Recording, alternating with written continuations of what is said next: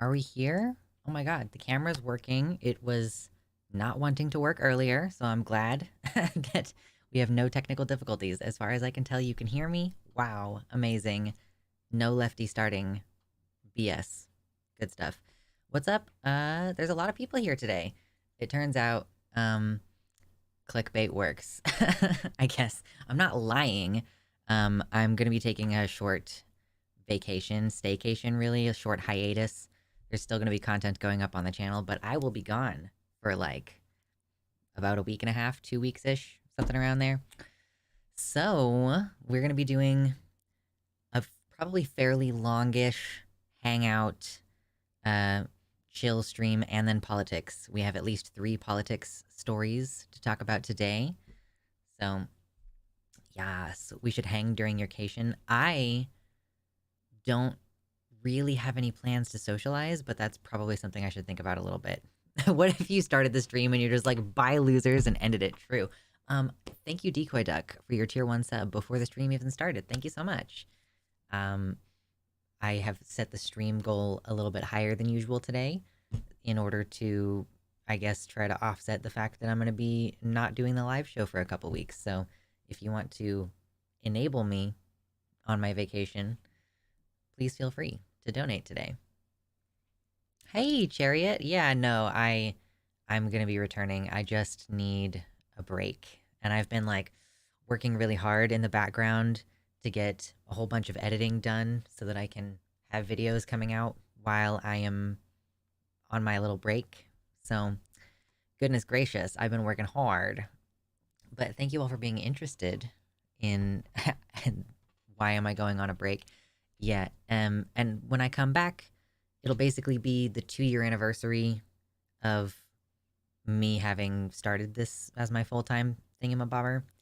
So our return stream will be triumphant. I'm sure that there will be plenty of junk that has happened in the interim week and a half. So any cool vacay plans? No, I've made 0 plans. I've been focused so hard on just making the thing happen.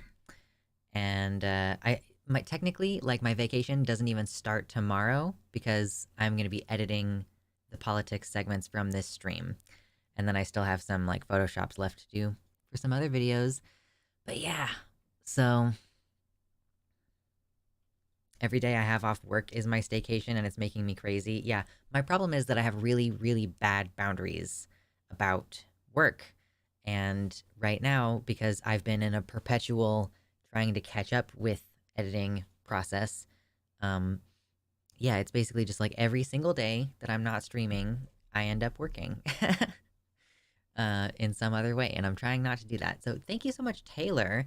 It will show up on the screen, but it's going to take a minute because for some reason super chats come through really slow, but I can see it. Sending love and good vibes your way. Thank you so much for your $10 super chat. There was also someone at the end of the last stream and I just missed it. Like, I went offline and then the super chat came through. It was a $7 super chat and they asked me if I was dragonkin or some other word that I didn't recognize. And it's like, yeah, kind of, but I don't really think about it that much. You could just say I'm a furry who has a dragon as their furry thing. I don't know. Doesn't really matter that much. It's for fun, but thank you, Taylor. Let me update the stream donation goal thingy-mabobber. I will say YouTube, Google, takes about 40% of the donations, whereas direct donations to my website, there's like a little bit of a transaction fee from PayPal, but other than that, I get like 100% of your donations. So it's always preferred over Super Chat for that reason. Like, I assume it probably feels bad knowing that Google takes 40% of your money. But yeah, it's still, Super Chats are still good. Hello, Hella.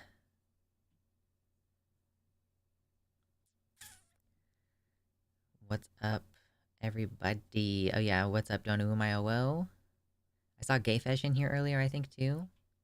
Oh, yeah. There, it's finally showed up. Super chatters, yes, you can still submit a message with the direct Jono on the site. You can still get your message to pop up, and it's a lot quicker. Yes, hello, Gayfish.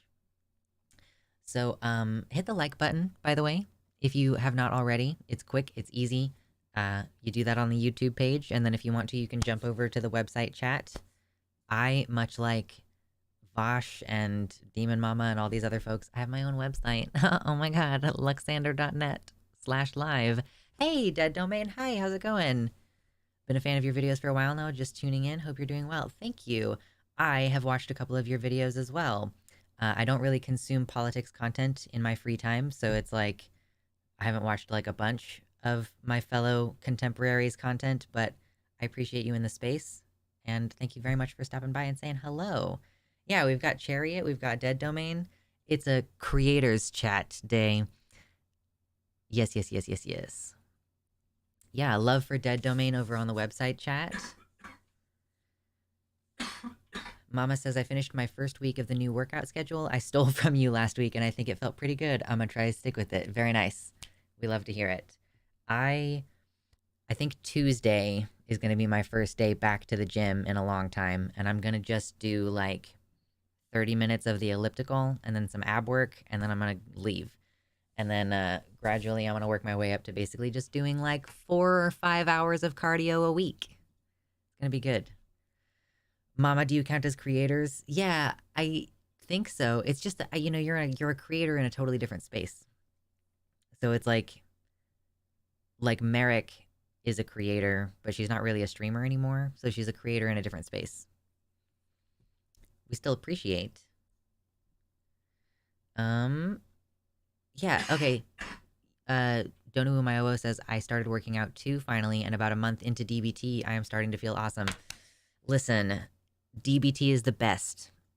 I was reading through the teacher's manual for dialectical behavioral therapy, and it was saying that, you know, it was formulated to treat borderline personality disorder, but it's also pretty effective at treating PTSD and other kinds of like general depression. Like, I think DBT could be good for pretty much anybody because it's just a bunch of different skills that you can use in the appropriate situations. So if you don't have like a problem with addiction, for example, you don't need to do the addictions module.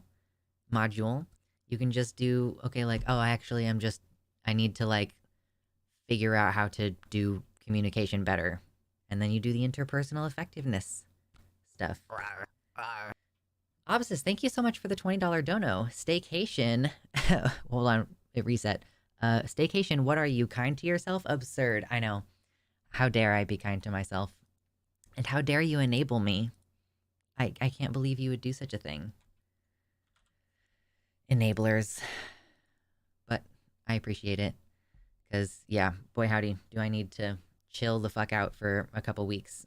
Like a week at least. 1 week. 1 solid week of not being on Twitter. I'm not going to even jump in the Discord. I'm going to be very, very, very good. Hello, Shade. Welcome in. DBT is where you say you have problems and the therapist says skill issue. Oh, I mean, it's a lot nicer than that, but basically, like,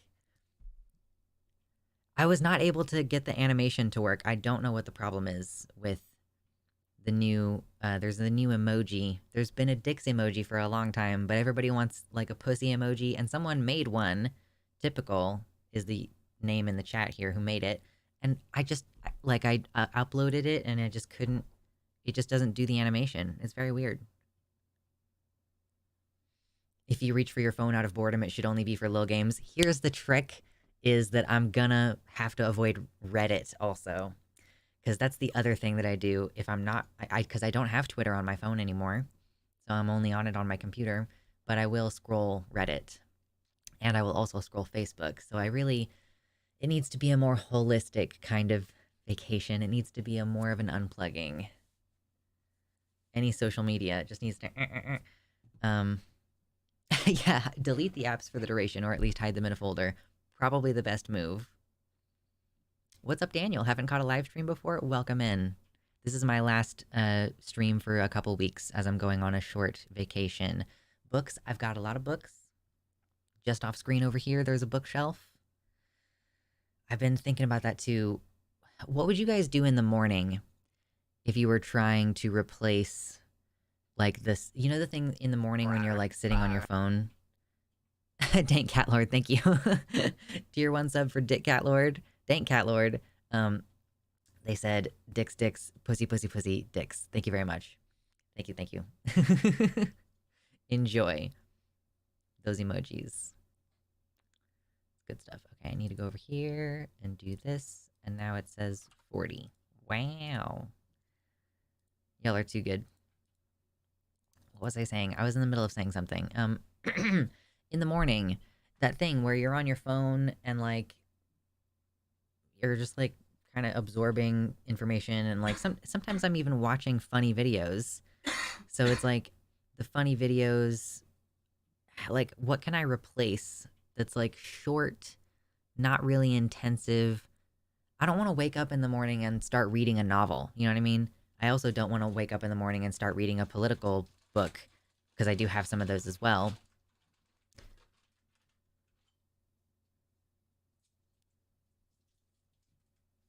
Furballs Cave says, I need to tune into more streams. It's usually a nice vibe. Listen, it is a critical goal of mine to just chill. So politics, we have to balance it with a certain amount of just talking about whatever. Yeah, but I don't want to get out of bed immediately. That's the problem. It's like, what can I do like that's the before I'm ready to step out of my bedroom time of the morning, you know?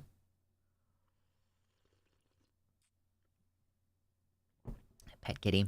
I wondered if I should get like one of those bathroom entertainment books that has like short facts and like maybe like short stories or something. I don't know, like comic strips. Yeah, that's kind of what I mean. Uncle John's bathroom readers, like something short like that.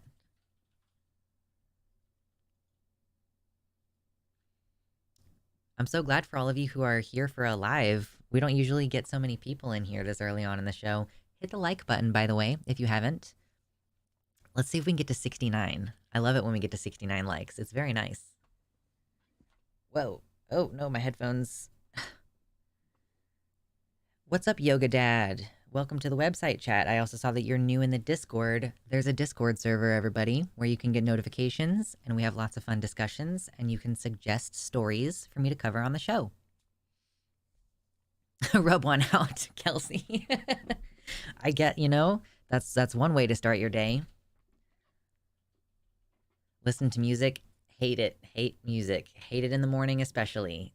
Like, the most recent time I got diagnosed with ADHD, the guy was like, do you have, like, sensory issues? Like, for example, do you really dislike music in the evening? And I was like, no, but I really dislike music in the morning. And then most of the time, generally, it's, like, distracting. I don't want to listen to music most of the time. It's bad enough that it's playing in my head, you know? I like, just making it physically manifest is just, well, very occasionally I'll go, I want to listen to this song specifically. But yeah, for the most part, I'm like, ugh. Audiobook, that's an option.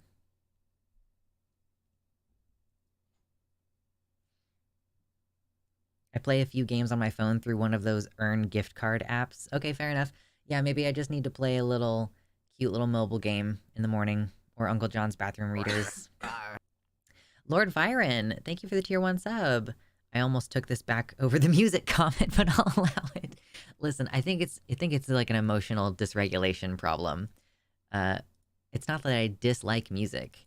I'm deeply fascinated by music, and when I have time in my life to learn how to write music, I'm gonna do that. But like, it's really distracting to me. I find it really hard to stay focused and like think my thoughts when music is playing. Like, it's so hard to think my thoughts. It's already so hard.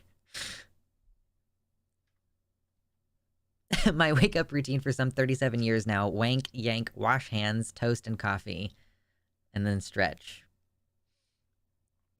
Reading poetry, perhaps? Okay. What kind of music would you make? So I'm really interested in like composition. So I think that basically the kind of music that I'm interested in is like it would basically be the equivalent of writing music for movies and video games, like background music, like mood setting music. Cuz I don't know that I don't really do the lyrics thing anymore. I used to.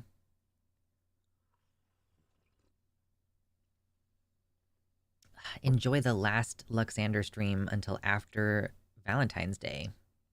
Wow. Valentine's Day is gonna happen this month. Shit.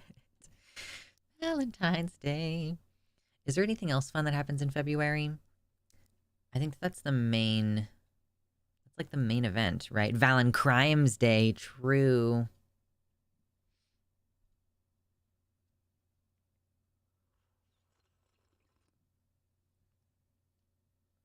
Morning meditation. That's a great idea, EB. Yes.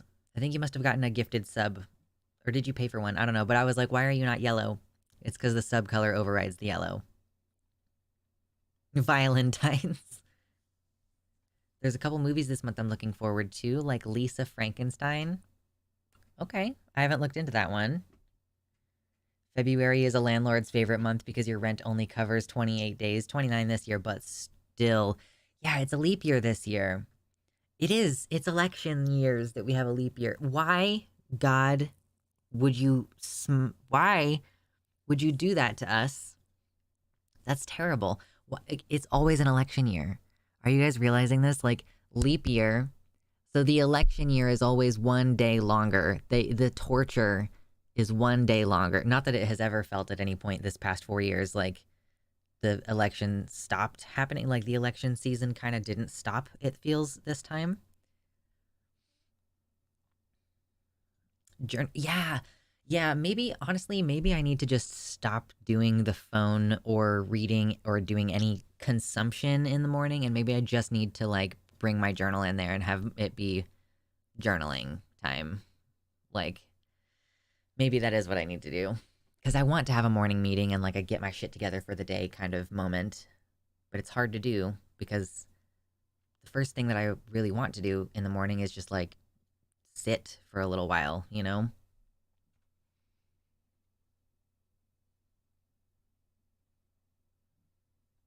I gave myself a nicotine addiction to be motivated to wake up. Yeah, I kicked my nicotine addiction mostly, and I don't do it anymore. And I feel better now that I don't do it. But hello, Liminal Nico. The title is about me going on a break. I am gonna be not streaming for like a week and a half, 2 weeks, roughly, somewhere around there. And content is still going up on the channel, but I'm not gonna be live. So, um, we're gonna do a nice, relaxed, chill conversation plus some politics today, some politics coverage, and then I will not see you again for a couple weeks. It's dumb, but I can't wait to have my morning rockstar and play Neopets. I am on decaf coffee. So, yeah, it's gonna be tough to start on a rockstar habit.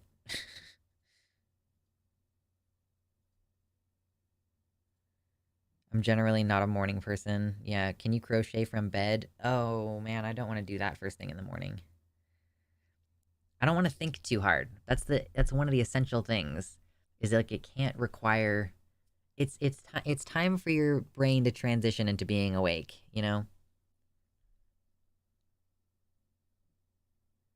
Yes, decaf so your heart doesn't go into atrial fibrillation mode. My heart just increases in speed randomly. Sometimes while I'm just sitting here. So decaf doesn't really taste any different as far as I can tell. It's not no caffeine, okay? It's less caffeine. It has had some of the caffeine removed, but it's not impossible to remove all of it because caffeine, it kind of like is an intrinsic quality to coffee. And then yeah, so you can only kind of remove some of it. So it has like, I think a cup of decaf has probably about as much caffeine in it as like a cup of green tea. You want something chill that like gets your brain going but not too hard. Yeah, like so someone suggested earlier the Uncle John's bathroom readers, and that's kind of what I had been thinking. Maybe something that's just short little tidbits of information, little fun facts. Maybe I need to set up my Google Assistant to tell me jokes or pose me a riddle or something in the morning, because I used to have it set up where I would say good morning to my phone and then it would start telling me the news, and then I quickly realized that that was not how I wanted to start my day. Like, no.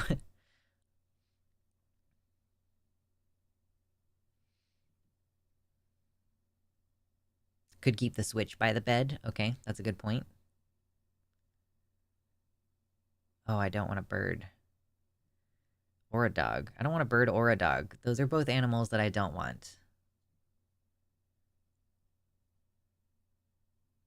Wordle, daily word game type thing. Okay, that's an interesting yeah. Ooh, okay. So instead of doing it on my phone, I could have like I could keep like a crossword book by my desk or like by my bedside or something along those lines. Okay, I appreciate all these ideas, y'all. These are good starts. We are at 69 likes. Listen, we're only 30 minutes in. We're just chilling and we got to 69 likes. I'm so hype about that. Yeah, Sudoku maybe. Sudoku, yeah. I need to get a new Sudoku book for sure. Let's go. Yeah, crosswords, word searches. I do have a Switch. I don't think that, I think that like getting away from the screen is part of it in the morning, you know? Yeah, it would be great if we could get to 69 likes and 420 viewers. That's the next goal. I would love it if we could just regularly have about maybe 2 or 300 people in here. I think that that would be like a good size stream. And, you know, usually I can count on there being about 40 to 50 people, which is still pretty solid.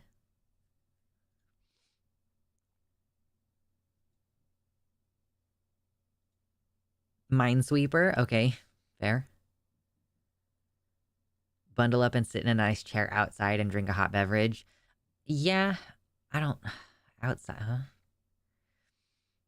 If, yeah, it's like outside in the morning. I don't know. If I lived in the mountains, then going outside in the morning would be for sure pretty cool.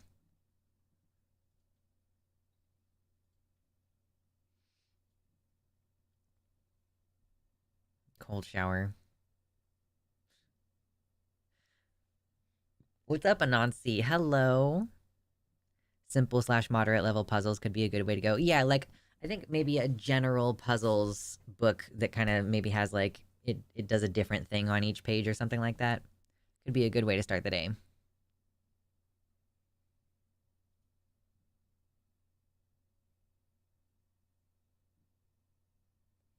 I'm still used to you being on at 11 because of living in Idaho. I'm currently in Philly, so I believe I thought I thought I missed a stream. No. No. Feed the raccoons breakfast, learn to adapt them to the needs of the resistance. They can steal stuff with their little grubby hands. You've got to just, you have to somehow teach them that documents are more valuable than shiny things.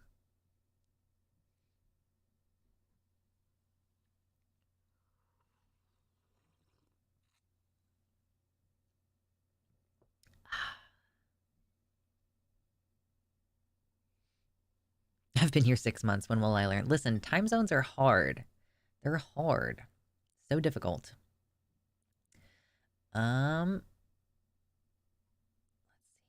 no, you train the coons. Here's my mischief here, right? My mischief is that what I want to do is if I ever have this is probably not something I would really do. I just like to shitpost and meme about it. I want to have some cats that I'm breeding, right? I want to breed some thumb cats, thummy boys, and then I also want to breed some really smart cats, you know, and maybe like keep them mostly separate. And then when the thumbs, yes, polydactyl, when the thumbs start to develop some actual musculature to support them having an extra limb, then you start interbreeding the polydactyl cats with the ones that you've been breeding in order to be super smart, right? Or maybe you just only breed the smart polydactyl cats. You'd have to select for smartness and for like actual ability to move the thumb, you know? Because if they have the thumb and it's just kind of like, it's just like there, that's not helping you at all. The Gregor Mendel of cat supremacy. Yeah, I will make cat girls a reality. But I'm saying you breed the really smart ones. Okay, Ramya, have you ever seen orange cats? You can't say cats are already smart. Have you seen orange cats? They're very dumb. These cats gonna be hella inbred. I mean,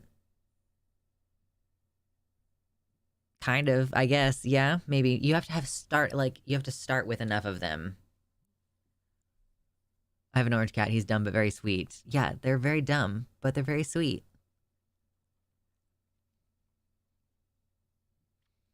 I knew one polydactyl cat, and he was super stinking smart. He could use his thumb to open a door. How does this end well? It doesn't. Haha. Yeah.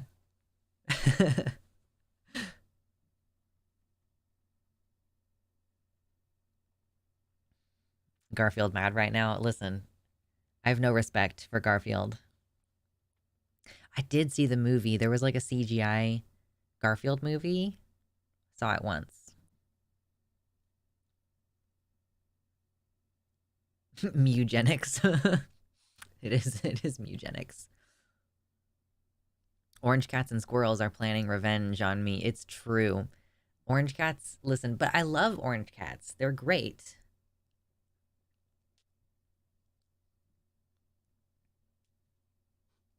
That's what I have it set to on PayPal.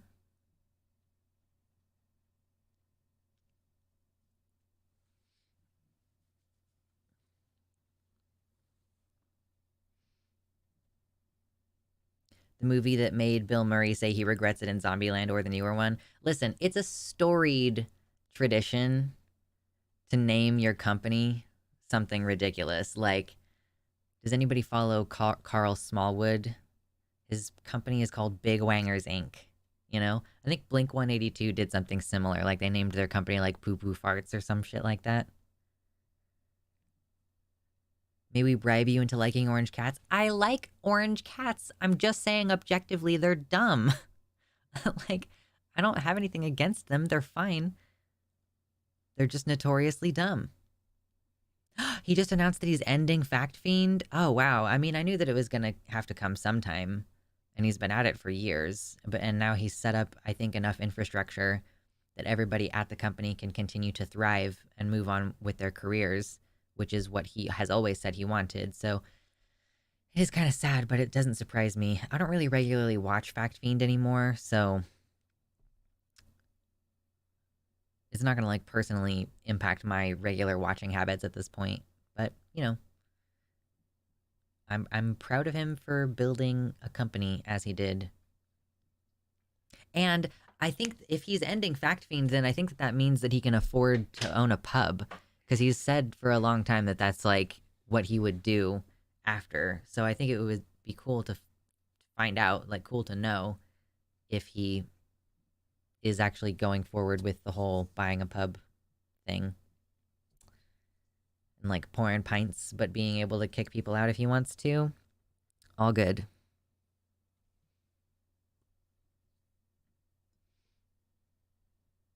I don't think I saw Zombieland.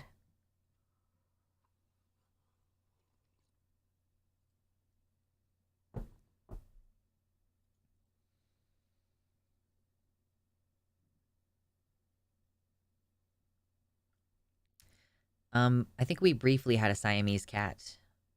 I mean, he was a little, he would get into stuff if he could. He was a little bit mischievous, but he was sweet. Fairly sweet. Ooh, did anybody watch Groundhog Day this week? Groundhog Day, the movie? Bill Murray, since y'all are talking about Bill Murray in the chat. We went ahead and actually watched it on Groundhog Day, which was fun. I don't think I watched it last year. No, I mean, I definitely didn't watch it last year. It's worth a rewatch. I've seen that movie probably over 100 times, so no, I did not watch it. Sometimes it's fun to go revisit, but if you've, yeah, I don't know. I don't know that there's any movie that I've seen over 100 times. Do people still follow Groundhog tradition? They definitely still do the celebration as it is portrayed in that movie in Punxsutawney, Pennsylvania. Um, so yeah, they definitely still do it, and a bunch of people still show up. Imagine inviting all your friends over to watch Groundhog Day on Groundhog Day, and then you get stuck in a groundhog loop, so you gotta have the same party every day. You don't have to have the same party every day, because for a lot of those days, eventually you're just gonna start ditching your party and going other places and trying to figure out what the thing is that you need to do to solve your time loop.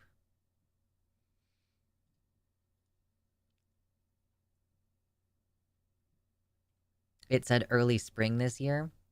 That doesn't really surprise me. I don't know how you could, in good conscience, have have the rodent predict that there's going to be 6 more weeks of winter if it's been in the 50s and 60s in January. January. Jason says, "Of course I watched. I don't like Bill Murray, but that movie is fantastic." Fair enough. Killing all your friends to see if it breaks the loop. True. I mean, if there's no consequences, that's one thing that I don't think they ever really discuss in the movie is does he kill anyone else? He kills himself a bunch of times, and then there's the old guy who like dies no matter what he does. True, we're gonna have to start redefining winter thanks to climate change.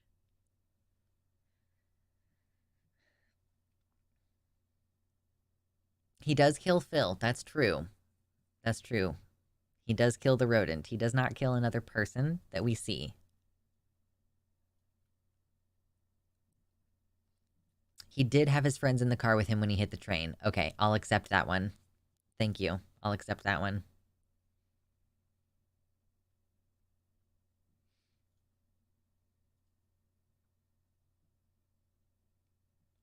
Did someone say earlier that they totally skipped Imbolc? I still have not figured out how to celebrate that holiday. So I'm just getting ready to move on and start thinking about the spring equinox.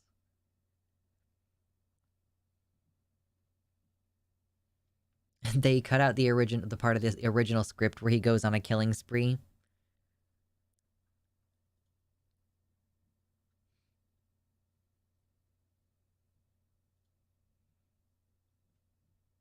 Imbolc. Lucian just typed it in the chat. It means in the womb.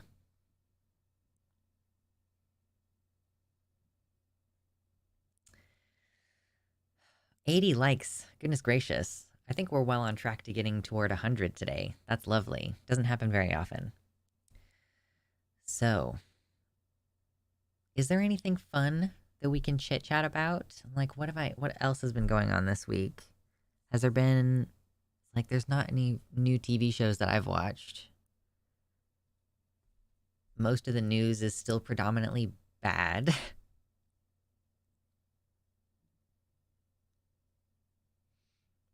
As long as he spent in the loop according to the director, I'd be surprised if he did not at some point snap and go on a killing spree.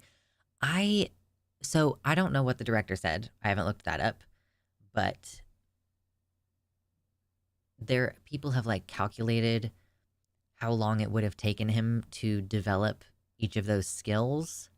He gets really, really, really good at piano, and he gets really, really, really good at ice sculpting, right?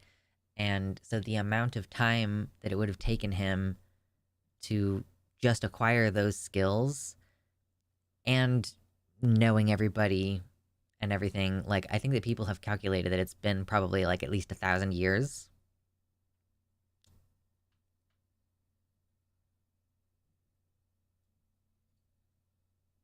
I have an idea for a story about a guy stuck in a groundhog loop where he can only advance the day by killing someone. Like, each day, like, if he kills someone, then he can go to the next day. but then he'll be stuck in that day perpetually. Interesting. That sounds terrible. Like, that sounds terrifying. I'm not saying it sounds like a bad concept. I just would hate to be that guy.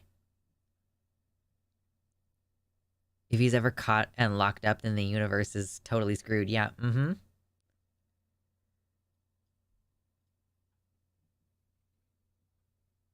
There's essay allegations with Bill Murray. I was wondering if there was something. I feel like I heard something previously, but I hadn't looked into it. Excuse me, the stream is buffering like crazy. I don't know what to tell you. It's not showing me that there's anything wrong. And trust me, it usually does. It loves telling me that there's something wrong with the show. But it's not giving me any messages right now. Maybe just refresh the page.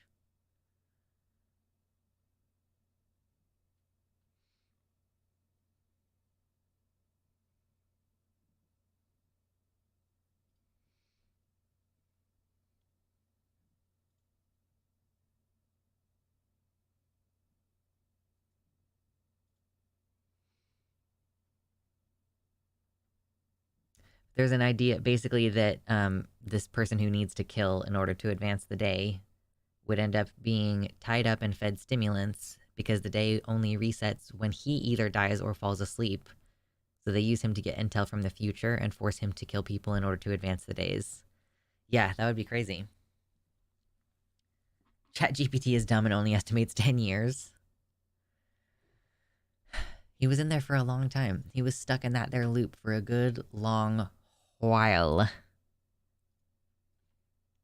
Why am I gaining followers on fucking Twitter? Like, why? Why? Go away.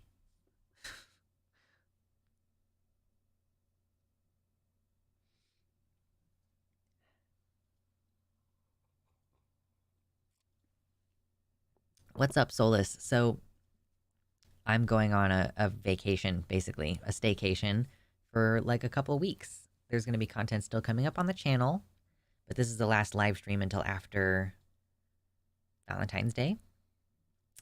So enjoy this little hangout while you can.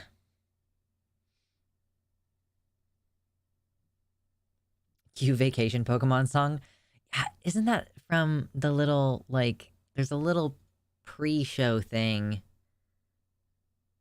during the Pokemon movie with Mewtwo in it? Right? At the beginning, there's like a short little dealy bopper where they go, yeah, yeah. The Pokemon only speak to each other in Pokemon language.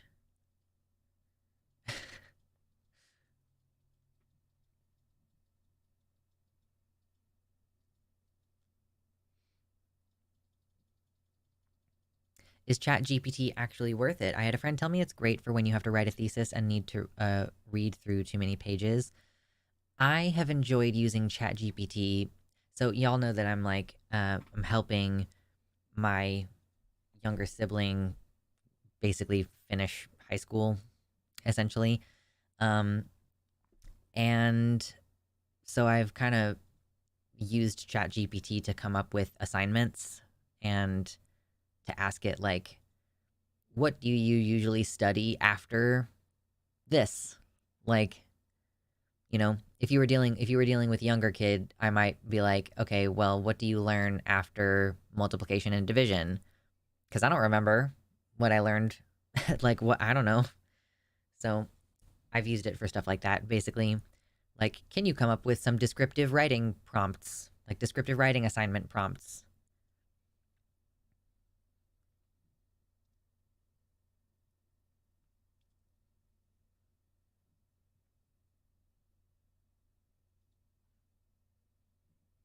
I get the feeling that moving your head a lot is crucial when it comes to entertaining.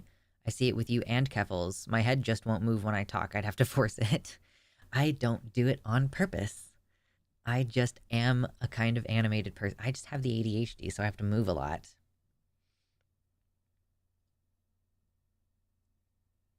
Assuming GPT can access public curriculum and standards, that actually sounds like a good use for it. Yeah, I mean, I have no idea. It's at least good to get ideas from. you could have it suggest things to you. I use a different AI web-based thing to read the transcripts of my videos and provide summaries and stuff like that. And like, check this video against YouTube's ad-friendly guidelines. So it takes the public-facing YouTube ad-friendly guidelines and checks the transcript against it. And I'm like, yeah, it's a very, very useful tool. Staying still while talking sounds like it would take more energy than moving. I'm like literally bouncing my foot right now. I'm like doing this thing with my leg, and I gotta like talk and move and get my energy out. Struggle. ADHD is a struggle. But hey, we're here. Okay? Wow. What colors? I guess what we're entering springtime, so we're about to have some pastel colors. I need to change all of this stuff. This is gonna have to start reflecting the season again here soon.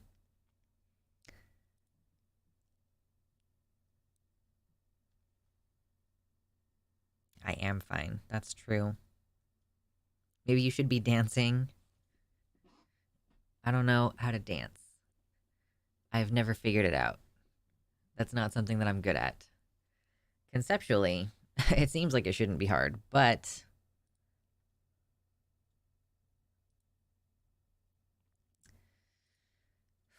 I've got so many tabs open for the politics today. We've got so much politics. We've got like 3 different articles about Brianna Ghey's murder trial. Ugh. I'm terrible at dancing. All of my thirst traps take like 4 or 5 takes. How does dancing relate to thirst traps?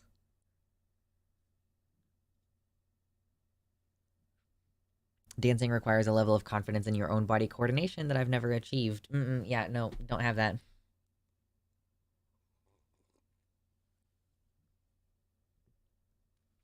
Oh, on TikTok, dancing is thirsty. I see. I gotcha.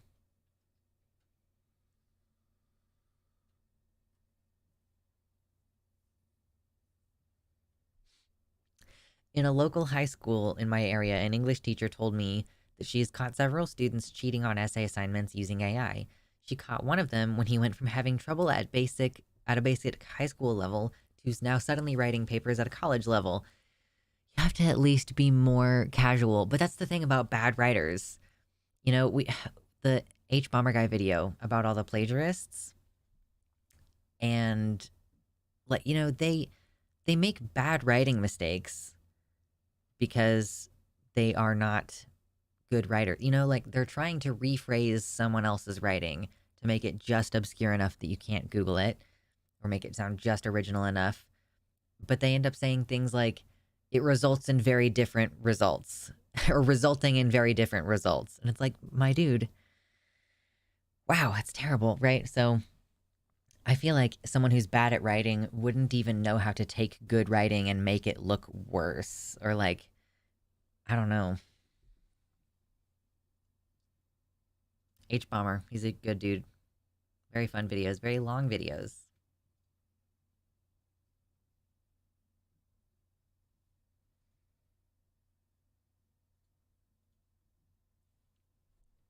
Okay, Mighty Chip. Let me do this for you real quick.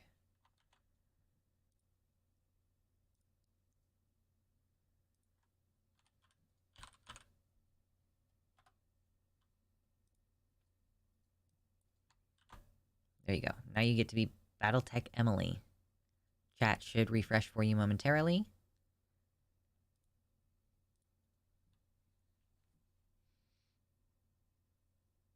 I'm playing Baldur's Gate 3 right now, and I've just found the character voiced by Abigail Thorne. I still have not gotten that game, but I'm very excited for you.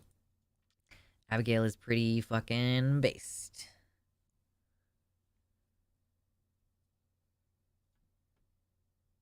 I'm still not over James being exposed TBH. I thought his shit was so good, and I would recommend him to people. It's embarrassing. Yeah, it is. It's hard to be like, I trusted this person. And we're seeing a lot of it lately. There's like the thing with Sophie from Mars. There's this more recent thing within like the leftist community with a much smaller channel. There's this James Somerton thing, and all of these do result in some amount of, I know people feel bad because they're like, how did I trust this person? How was I, able to look away at what was going on? And yeah, it's a struggle. Or like, I recommended their content to people, and then it turns out that he's shitty or whatever.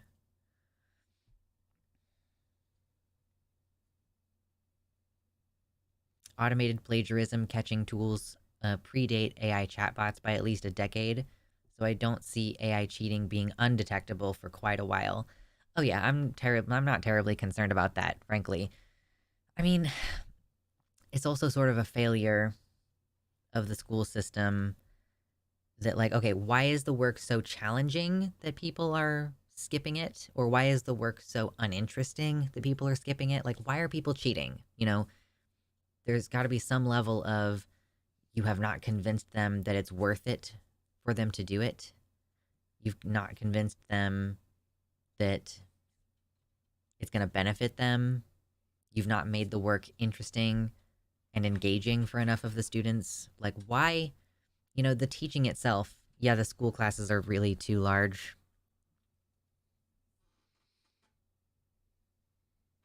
Yeah, I'd never really heard of James Somerton until the H-Bomber video either. It was very interesting to me too. Also, the stress of meeting higher and higher educations. Yeah, like expectations. And like, how many classes do these people have? Are you overloading them? Do they have 2 essays due the same week, right? Like, how do we know? Like, it's clearly not just that kids are bad faith and they don't want to do the work. There's got to be some reason why they're switching, like trying to use chatbot AI to write their papers for them. It's not really possible to curate assignments reasonably as an educator if you have more than 40 students, much less 100 plus. Yeah, yeah. I know it's tough. I'm like, I've got one person that I'm like, okay, I'm trying to make this interesting for you. And it's easy to get to know one person and tailor the education to them, as opposed to, yeah, having like 40 people in just 1 hour. Just one class, you might have like 40 people. James Somerton was like, gay contrapoints to me. Oh, I'm so sorry.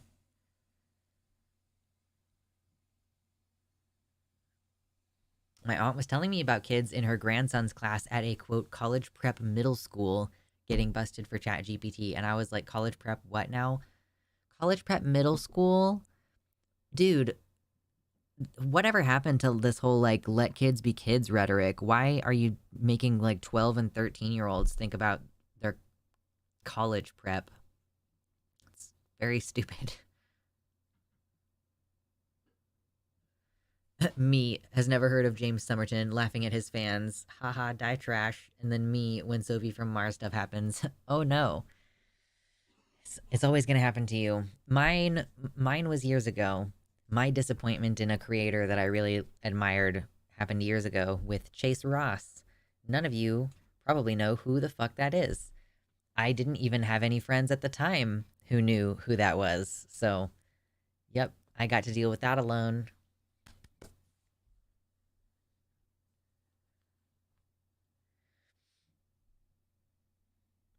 Every teacher seems to act like theirs is the only class when they're assigning workload, so eventually something's got to give. Right. The Sophie stuff and Hannah Reloaded stuff happening back to back has been rough. I don't even know about Hannah Reloaded. I have no idea who that is and what happened with it. There's like a totally separate other creator drama that I'm aware of. Um, Still waiting for more information to come out about it before I talk about it on YouTube. But yeah, it's certainly something. Who was Chase Ross and what did he do? I think that he still is a trans man who makes videos on YouTube that are basically kind of sex education oriented, sort of, and like a lot of reviewing products for trans men. Lots of reviewing this packer, reviewing this stand to pee device, reviewing this like strap on or whatever, portrays himself as very trans positive, but has been, he had a friend who they did a podcast together and everything, and they were all like, it turned out that there was financial abuse from Chase toward the smaller creator that they were, friends and partners, and also interpersonal abuse, and then being really ableist toward Aaron is the other person, really ableist toward Aaron during the friend breakup, and turning friends against Aaron and trying to isolate Aaron from his very supportive girlfriend. Like, just a lot of really uncool, interpersonally abusive behavior. So, disappoint. Are you over 20? Are you asking me if I'm over 20? Earnestly? Is that a real question? There may be something of a problem of teaching for the exam versus teaching for the purpose of learning. If the only reason you're doing the task is to check off a box, then why not do it in the easiest way possible, truly? If it's just about, I just need to pass this class, I can get a C, I just need to pass it, it doesn't really matter, then yeah. And yeah, I try to make it seem like, here's how it's beneficial to you. It doesn't really matter. Like, the geography of Asia is not that important, but you should at least have a cursory familiarity with it, in my opinion. That'll make you better able to understand world history and the dynamics of like which regions are involved. So modern day countries kind of make sense within their context. You won't seem like a complete idiot if you're trying to talk about something that's happening in Asia or wherever. So even simple stuff like geography, I'm like, this is why it's important for you to know it.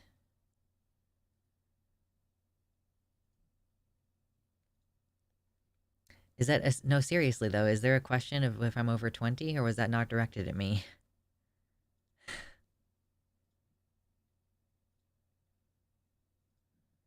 Aloha, Atreyu.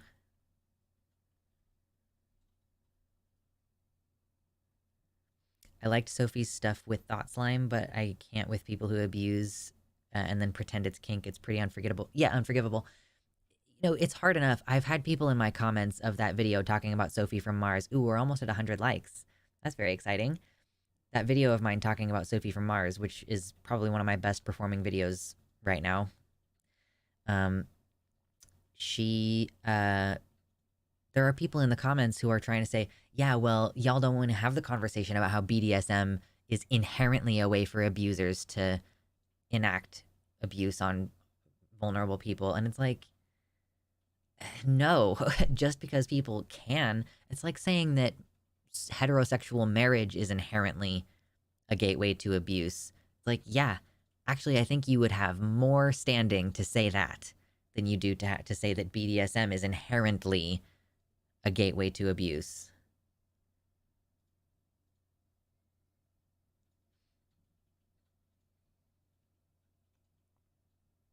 Hello, Max. Because yeah, to answer the question earlier of are you over 20, I'm turning 30 next month.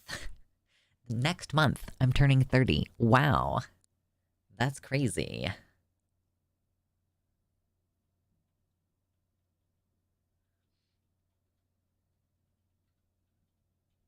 Yes, people can inherently do anything in any situation. Like having access to someone in private is like some people take that as permission to do something to them, and that doesn't mean that just because they had access to you in private that means that you consented to whatever happened. Either the like in actuality, the broadness of that application, like I don't think that that's a slippery slope. I think that that's genuinely you're at risk of other things being caught up in this if you're going to inherently say that BDSM is it's only inherently abusive. I don't think that people who say that genuinely lack an understanding of the difference between abuse and healthy consensual BDSM. Like I think that they're just inherently sex negative people.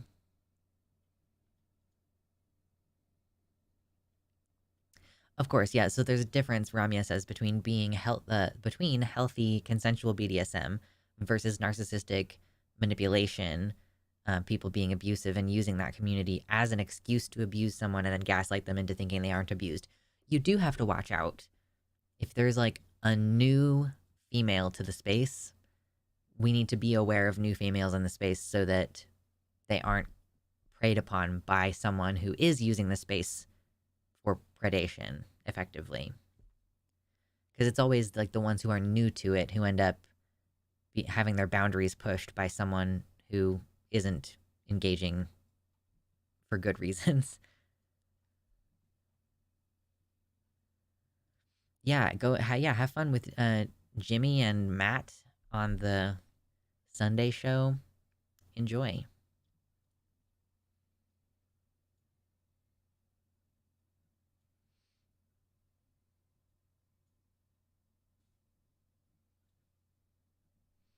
As someone who is involved in my local BDSM community, the space has a much higher degree of awareness of abuse issues and focus on consent than the regular dating world. Right. Yeah, that's basically what I've mostly heard from like Kat Black, who, she's a trans female who's in these spaces, and she, you know, is someone who is skilled at like navigating this situation without getting into, I mean, she's gone into bad situations when she was younger, and that's the thing. You have to educate and protect people so that they don't end up in bad situations when they're younger. Anyway, hey, we've surpassed 100 likes today. Wow. I feel like the expectations are so high. If you support small creators going on short vacations, consider dropping me $5 dono today. Wow. So that I don't have to feel so bad about taking so much time off.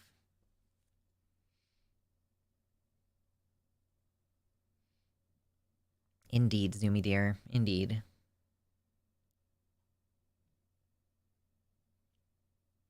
Yeah, I don't know if subscribe does anything. I don't have that one. Kat is the one creator who I trust as a black trans femme. Yeah, her behavior has at times been off-putting to me, and I try to be aware of the fact that I'm naturally going to be more critical of her in certain ways just because everybody has been brainwashed to be that way. But yeah, so I don't like adore her in the way that I used to, but I still really value her position in the space. Hey, Uncomfy, thank you. Thank you for the congrats. I'm glad you're stopping by. Also, aftercare, very important. Yes, aftercare, very important for both DOMs and subs.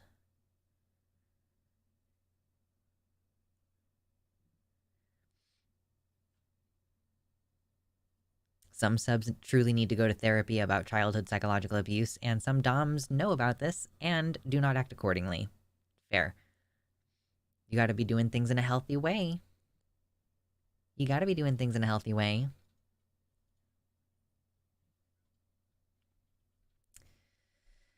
Oh, good grief. We're only 1 hour into this thing. I'm like, are we gonna start the politics already? It's so early. Almost 4 weeks since my breast augmentation. High five. I think that I hate how estrogen makes me feel emotionally, but I do like that it makes my boobs big. So, the struggle is real.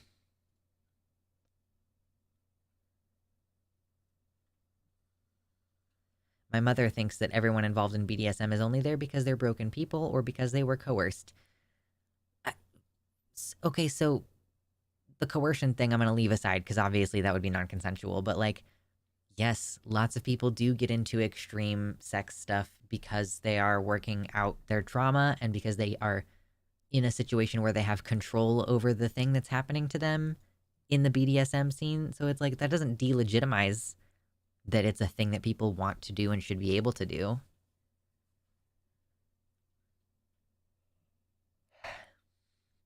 What's up, Mark? Thank you so much for hanging out, everybody. We try to do more hanging out streams lately. I definitely had a couple in January that were pretty much like no serious topics allowed, only video game, etc. Today's not one of those. We're going to be talking about serious topics soon, but yeah, in the meantime, we're just kind of like meandering through topics. Yes, like the stream and then come to the main site.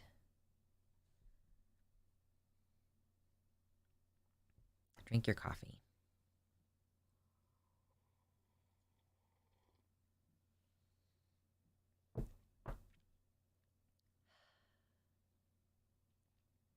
My mom would flip her shit if she knew what I got up to. I mean, generally. Hey, yeah, the top link in the description on YouTube. So after you hit the like button, the top link in the description will take you to my website. Yes, where we have the custom chat with custom emojis. Everybody spam your favorite emoji. What's your favorite?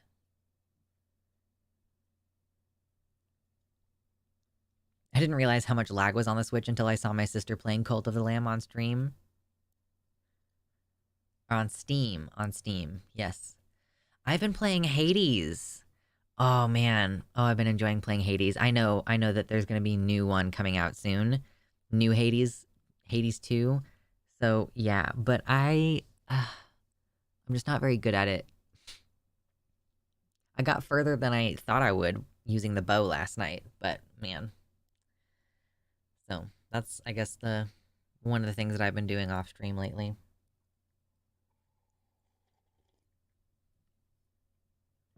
I know, Mersh, I'm sorry. The subs, they do be wearing off.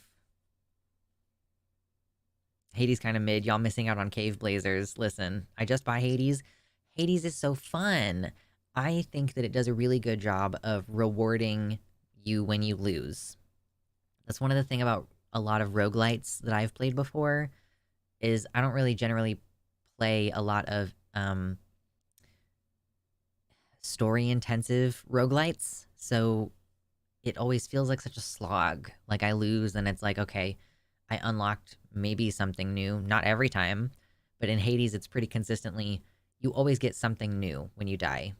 You always get new dialogue, or you have just enough new currency to upgrade something or buy something aesthetic. It's pretty good at giving you something that makes you feel less bad about having died. Like, I still haven't escaped one single time. I don't even think I've gotten past Elysium, so I'm not very good at games. But I'm trying. I'm working on it. Anyway. Not planning on playing Hades on stream. That's for me. That's private. I get to be bad at games on my own time, privately. I am bad at games as well. High five. You just have to admit it, okay? I initially liked Elysium and then got bummed out with the graphics and content. I don't even always get there. I die in Asphodel a lot. I die in Asphodel pretty frequently. I don't like it very much there. The last game I defeated years ago was Doom.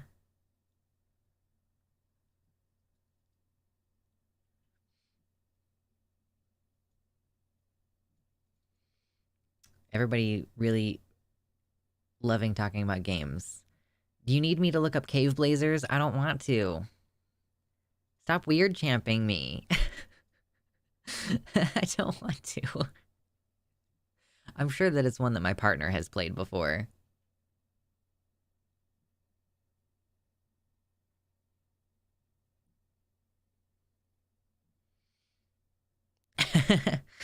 I forgot that that had been done. That Pago had been made into a thing. You ever feel like your brain is too slow for games? I I don't know. I definitely like games where there's a lot happening on the screen. Like, I can't play Smash Brothers because I can't fucking tell where my character is. Like, and I get that issue with Hades a little bit sometimes too. Don't write in the papers that I was weird champ. I've always just attributed that to just like ADHD. Like, I can't focus. Like, I can't focus on the one thing I'm supposed to be looking at.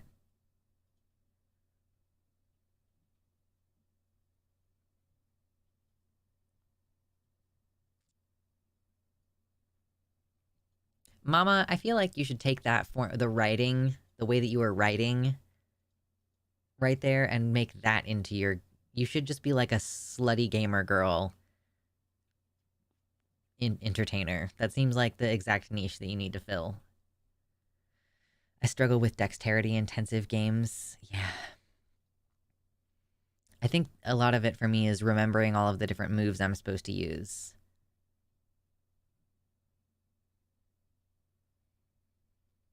I had a big breakthrough on my opinions of my own adequacy in some games when some video essayists brought up limitations of human reaction time and how some games just don't pay any attention to that. So does that mean that I shouldn't feel any type of way about turning on God mode in Hades? I'm still resistant to doing it. I don't want to. Ooh, real life pinball. I don't really want to have to do all of the maintenance on such a thing, but it would be like fun to own a pinball machine where you can, you know, hit the little sides. I've been thinking about it, but streaming is scary. Oh, girl, I did not mean streaming. I really didn't mean streaming. I meant more like when you post your pictures and videos on OnlyFans. Like, writing in your description something like what you wrote up there. Sometimes things happen that are literally too fast for you to react to and control your character to get around it. I feel like Hades is pretty good. Hades does a decent job of, oh, if this character is about to cast a spell, there's like an animation. Or if this character is about to rush at you, there's an animation. I don't know. It depends on the game.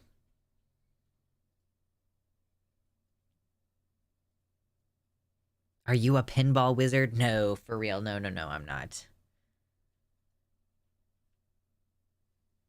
It is also important to remember that your reaction time is slowed down a lot by your familiarity with the task. If you're doing something new, it's going to be hard to do it quickly. Yeah, me trying to learn how to play the bow on Hades last night. I was like, oh no.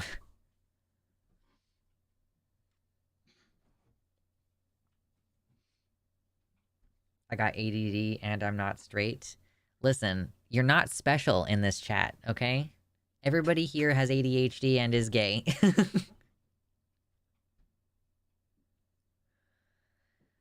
Oh gosh. I hope that none of you feel disparaged in any way by that. I meant it lovingly. Love you. Wrong. I've got autism and I'm gay. Okay, well, fair enough. Everybody in here is literally neurodivergent and a gay.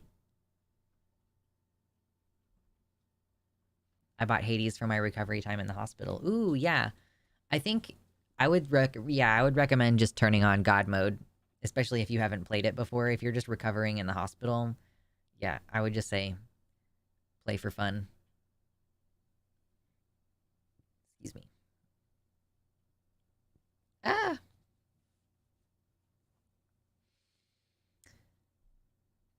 I joined Discord and came out trans. True. I've literally never met a neurotypical trans person. Are they real? I don't know. I mean, I feel like they have to exist, right? It's like how there are straight trans people. There just aren't very many. Gay and ADHD is like my whole personality. 71 days to go until surgery. Yes. I am very proud of you. So happy for you. We are real, just rare. Okay.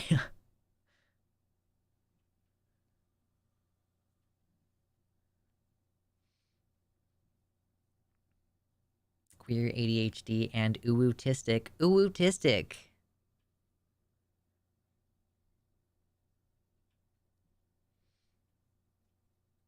Wonderful. Oh my gosh. Why is my face so itchy? There's plenty of neurotypical trans people, about 75% according to the most recent study. But was that just looking at autism? Or, yeah, of course, it depends on what you mean by neurotypical.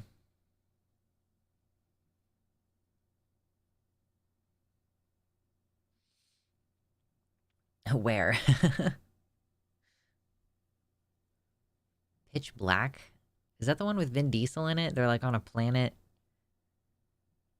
where it goes all nighttime. Okay. I haven't seen that in a really long time. You big sillies. How are we at 120 likes? I don't know how many of you here. How many people here are into the muscle mommy thing? How many people? Show of hands. Hypers in chat for muscle mommies. Hypers. Hypers. Please. Muscle mommy hypers.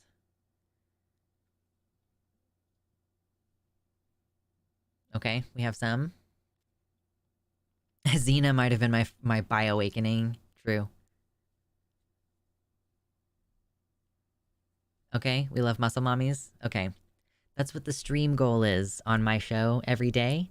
I'm sure that there are plenty of people here who are not normally here. If we get to the stream goal, I will show off the muscle mommy. Claire Max, she's inspiration. I don't think that I want to be as big as her, but I do want to be big because of her. That's definitely a thing. I'm not into it. True. So, you know, if you will donate, I will show you. So excited to get back to the gym this week. Ah! I miss going to the gym. Yeah, Mama's been working out. She stole my workout regimen. Just saying, if anybody wants to see some aspiring muscle mommy, go look at the most recent pics on Twitter. Go. Lux getting as huge and strong as Poison from Street Fighter and Streets of Rage. I don't know who that is, but I don't want to be too big. Claire Max is inspirational in general. I know. She has like a stable poly setup where she's dating one like cis female and one cis male, and she's got like a stable job. She did recently break her arm or something, which is kind of a bummer.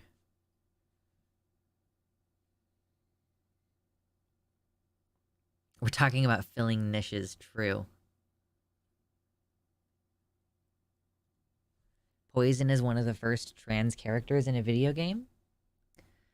Okay. Poison from Street Fighter.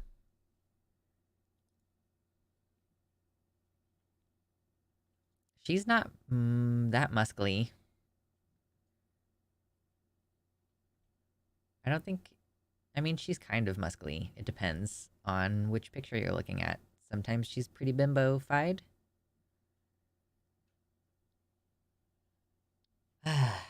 Okay. Maybe we should do one. Maybe we should do one politics really quick. Just like you're not going for super muscly. Well, I mean... okay, what is her name?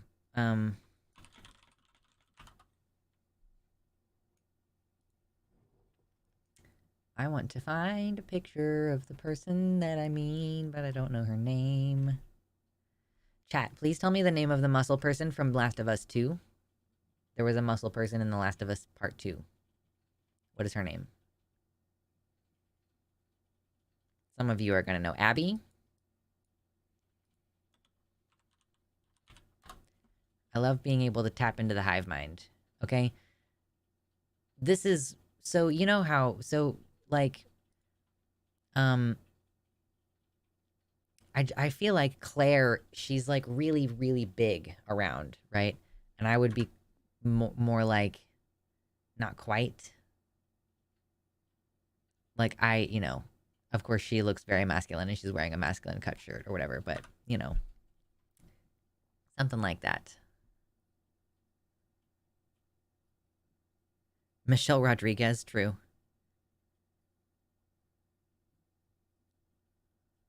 But I feel like Poison is really, really lean, and I don't want to be lean. Noi from Dohohedoro?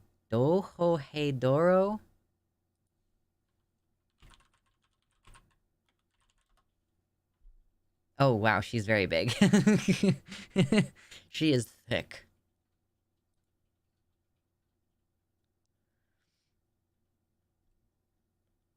Oh, God. Should we do Brianna Ghey first? Or leave it for later? I'm like, where do I start here?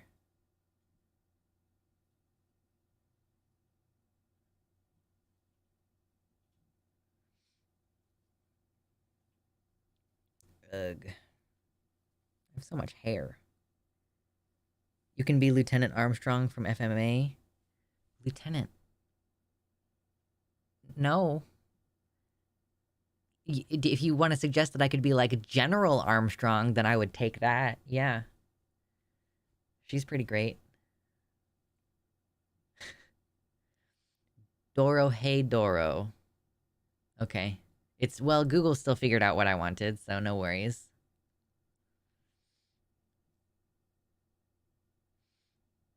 So, goodness gracious. So there's this Iowa thing. Iowa wants trans people's driver's licenses to be permanently marked if we change our gender marker on there, basically. Like, they want it to be traceable as trans. You can't just change it. And then... Oh yeah, the CDC has been hiding replies that are factual on Twitter. Like, they are not talking about masking. They keep pushing, like, vax and relax. And then they're literally hiding replies that are suggesting that people should also be masking. And those are, like, the main 3 stories that I have.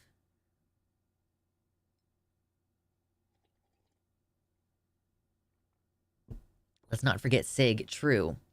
Sig is just not as trim and muscular as Lieutenant Armstrong.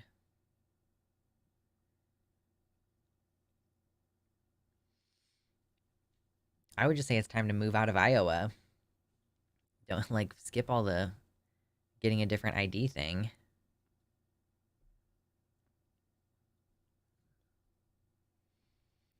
Are they actually using Vax and Relax? No, they're not. I don't think so, at least. But they are pushing the concept that you can just get a vaccination and then you can go about your life like normal, essentially. So I think the term Vax and Relax is a critical term that people who are still observing COVID restrictions are using.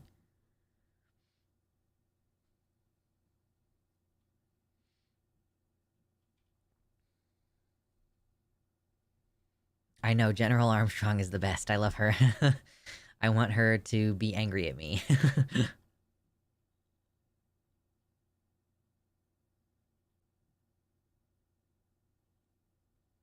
Did you feel the earthquake in Kansas the other day? Not that I know of. I don't know what time it was. Iowa, Florida, Texas, many states, many such states to avoid at all costs. Honestly, I think that there are right about 20 or 21 states that are overtly pro-trans and about 21 states that are overtly anti-trans. Excuse me. So I would say, yeah, don't travel through Utah. Don't travel through fucking Texas or Florida or Oklahoma had a 5.5 earthquake? When? When? 5.1 magnitude earthquake. 8 kilometers northwest of Prague, Oklahoma. February 2nd. Oh, I was asleep, y'all. If it was at like 11:30 this week, I've been going to sleep at like 10 o'clock. I'm fucking tired right now. I've been going to sleep. Yeah, I've been going to sleep at like 10 o'clock at night. So I had no idea that there was an earthquake. Alabama.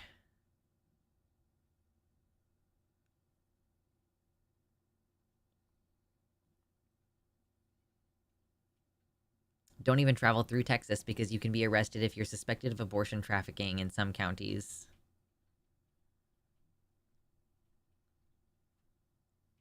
Oklahoma had a bunch of earthquakes about 14 years ago when they were doing fracking. They died off when the fracking stopped. Well, there is still a fault line. It's not a major one. It's not like the one in California, but there is, there are still normally occasional small earthquakes in the Midwest. What's up, Granny?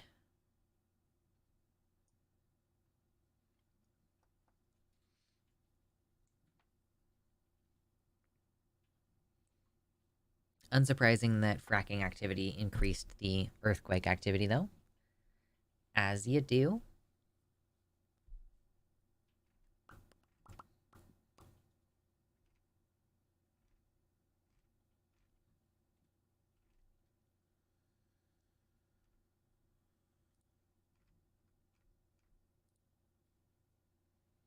Where do you go to see the hidden replies on tweets nowadays? Oh, there we go. View hidden replies.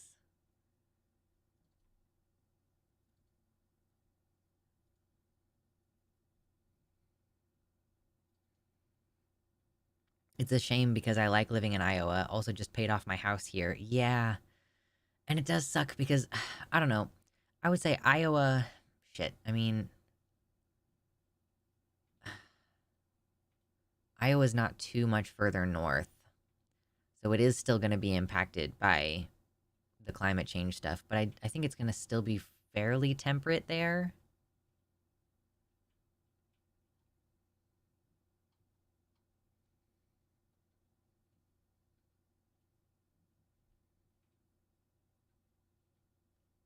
Compromising structural stability makes things shake more. Who would have thought?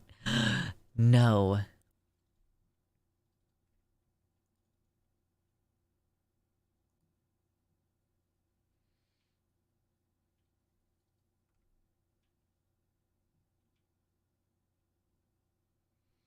Tennessee is getting bad too. Tennessee attempted to, I mean, well, they successfully passed a law restricting drag in public, basically, and then it was struck down as being a violation of free speech. But they do try things like that in Tennessee. Oh, we have 100 viewers. Hello, everybody. Um, I'm sorry for the clickbait title. I mean, I guess I'm not sorry because you're here and you won't see me again for another week and a half or 2 weeks. I'm taking a break from streaming. There will still be content on the show, the main channel, but yeah, I need to take a break.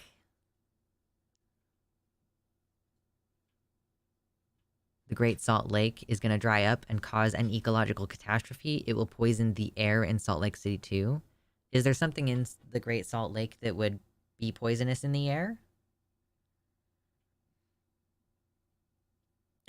Oh, I know it's such a catch-22, Phoebe. As a trans kid, I just wanted to be seen, and now we're in the crosshairs. It is tough. True. Taking a break is a smart thing to do. I know. I've been feeling really bad, and I'm hoping that taking a break will help me feel better. And then I'll be recharged and I'll be ready to come back. These drag people getting me all aroused and stuff. Can't have it. Can't have it. Oh, the bottom of Salt Lake is full of arsenic. Oh, okay. I did not know that. I just closed on my house here in Ohio, sold it, and I'm working on reducing my possessions before my surgery, as long as the surgery doesn't get blocked. Yeah, Shade, I'm so glad that you managed to sell your house, because, yeah, you were really close to the train wreck, right? I say train wreck, and we use that as a turn of phrase, but the literal train wreck, actually.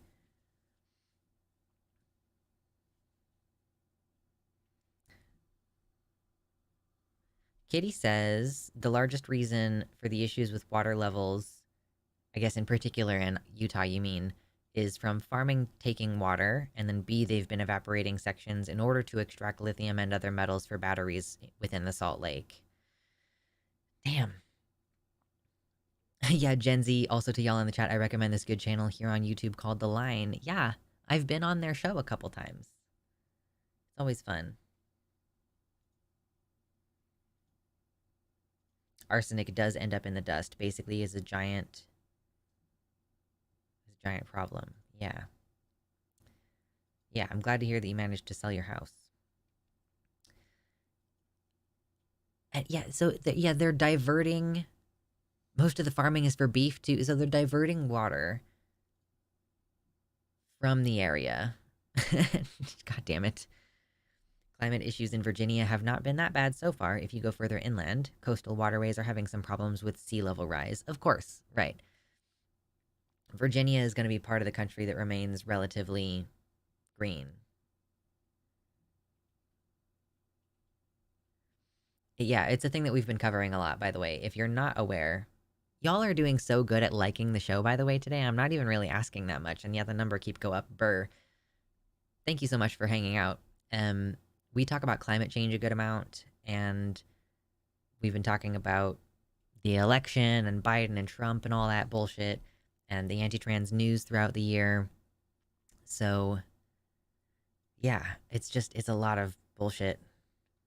Soy boy, I think it's only you. Everybody else seems to be doing fine.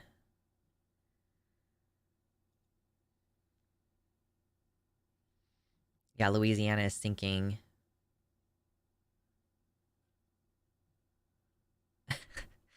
Let's go to commie Mars. True, it's a red planet.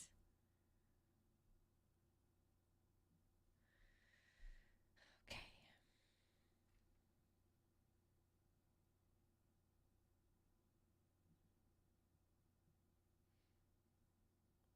Trump is such a lol cow. Till he's elected again, I'm so scared of this. Yeah, my current working theory is that the only way Biden is going to win the election is if Trump is literally in jail. I think that's the only way.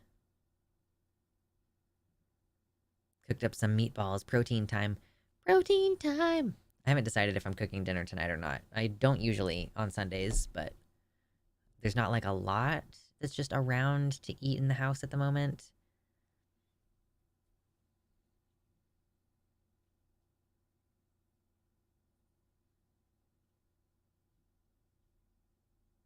I'm starting to come to an appreciation for Maryland. With all its problems, it's at least a safe place for LGBTQ people.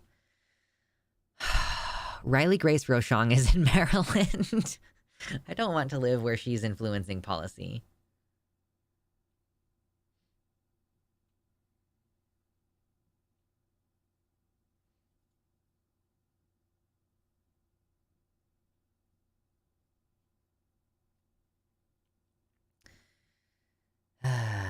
It's gonna be a rough year, you guys.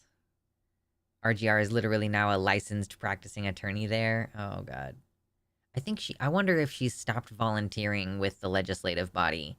Because she was volunteering as like an intern or something.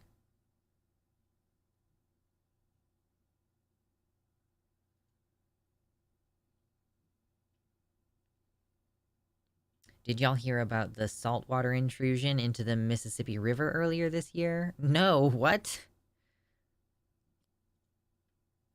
I did not hear about that. I guess let's do a little Twitter. We can do a little Twitter real quick.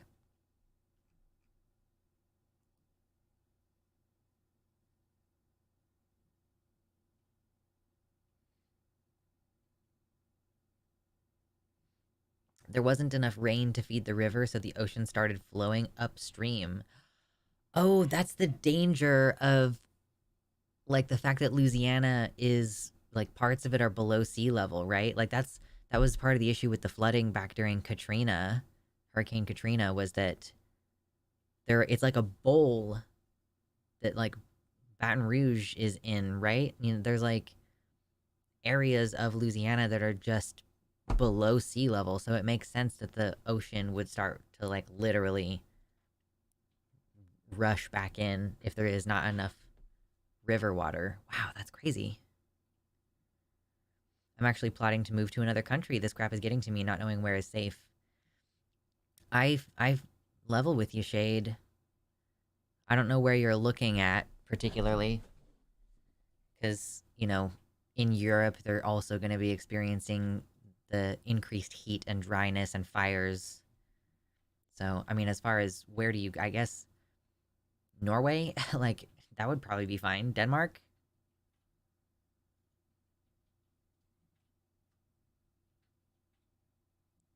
New Orleans' water supply was at risk, and the Army Corps of Engineers had to start barging in fresh water for the city. This is why I fantasize about like having a well or having my own water catchment system. I just don't want to deal with not having access to water. Believe it or not, the river typically gets uh, higher in the spring, frighteningly close to the top of the levees at times. I mean, that makes sense. Yeah, springtime would be when it would be flowing the most, right? I'm looking at New Zealand. Well, Yeah. I guess once you get all your trans-related surgeries out of the way, New Zealand would be a great option. Fascism is also on the rise in Europe. I know, it's terrible.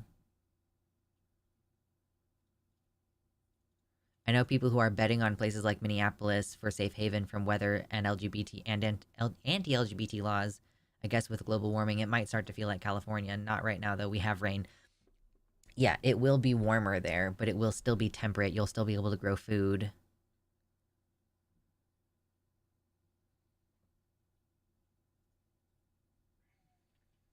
Apparently, lots of countries want to exit the European Union. That's not good.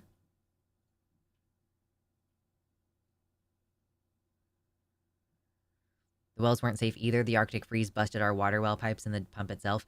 In the Pacific Northwest, it doesn't get as cold during the winter. I was looking at the USDA zones for growing food, and I like there's like a zone down here that goes through like Oklahoma or maybe the north part of Texas, and then it goes wee and it like goes over around and up the west coast into like the Seattle area. And I was like, why?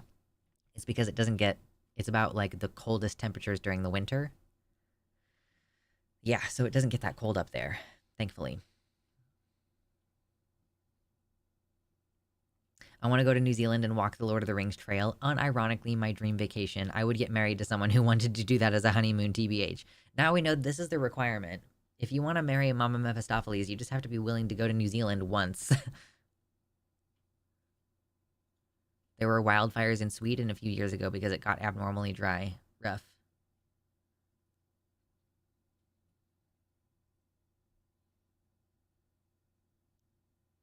What's the TLDR on Riley Grace Rochong? This is the first time I've heard of her. Oh, well, she is most internet famous for making the argument that if you if you're in a relationship with someone and they have a foot fetish and you guys go out on a date and like, oh, you go to the beach as part of your date and you remove your feet, you remove your shoes to show your feet as part of like a just sort of titillating your partner, in the same way that wearing high heels makes your ass look good and that can titillate your partner.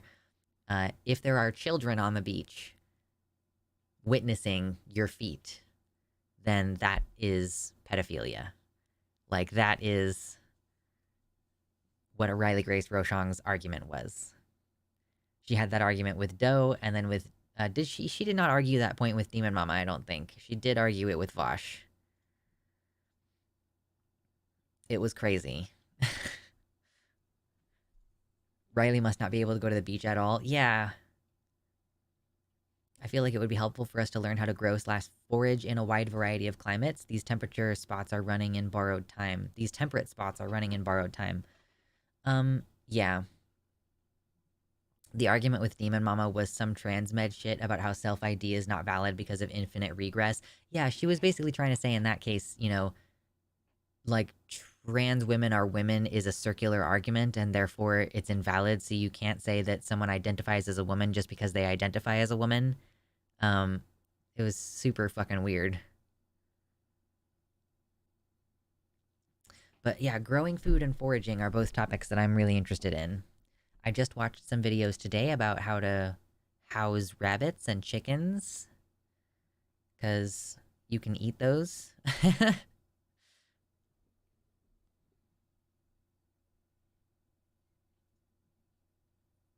Don't get me started on permaculture. That's been my hyper focus recently. Well, Rivuel, you could join the Discord and post about your hyper focus in the homesteading and practical skills channel. Goats are really high maintenance because they're escape artists and they also eat fucking everything, and you don't. What do you get out of them? Like, I guess meat and maybe cheese, but I don't know. Goats are a pain in the ass. Woman has to be scientifically proven.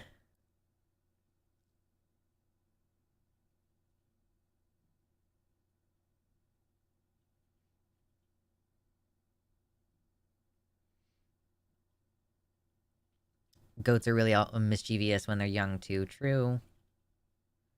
Germany dries out so easily because they drained all the wetlands and stuff. Yeah. I think, I've thought about this recently a little bit. Like, if I were 18 right now and I could choose to go to college, like what would I do?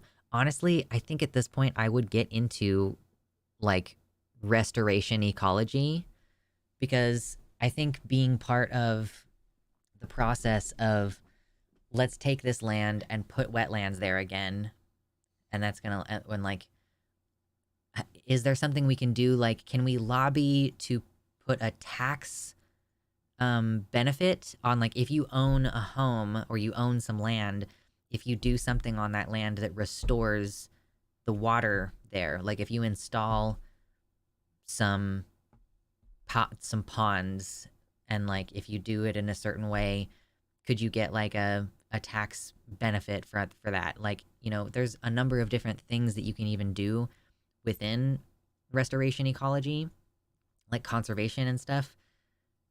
You don't even have to be one of the people who's out there building the pond. You could be lobbying for it.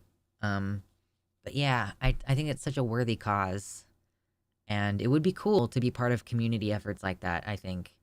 And maybe it is something that I will decide to pursue at some point in the future, because I really like the idea of, you know, I don't necessarily know that I'm going to be able to help fight the good fight as far as stopping climate change or returning stewardship of the land to Native Americans or Native folks who are like actually interested in preserving the ecosystem so that humans can continue to live here.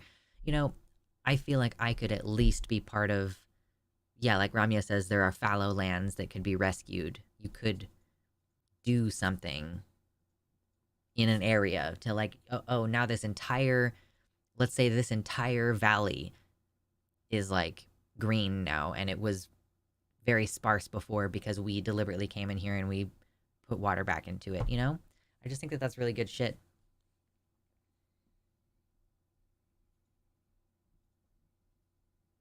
People rent their goats for cleanup in Virginia. It's a good business for a friend of mine who has goats. I have thought of that. I'm like, listen, I don't want goats. If I ever need some land cleared, I'll find out if my neighbors have goats. I want all the baby animals I can ethically have. Goats are allowed to. Yeah, my partner sent me a video of a bunch of kids, like maybe 20 kids being fed. Like, you know, the guy puts the bottles in the little feed trough, and then he goes to get the kids. And when the video ended, I said to my partner, yeah, their little tails wagging at the end of the video was like, made it almost worth the screaming.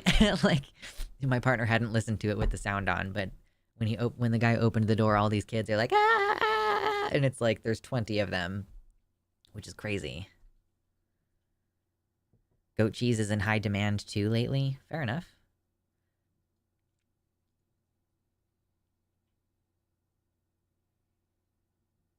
If you can, try to limit your beef consumption. Most of the Amazon forest is cut down for grazing land. Yeah, I haven't. I mean, we still eat beef sometimes, but we don't eat it nearly as much because it's fucking expensive.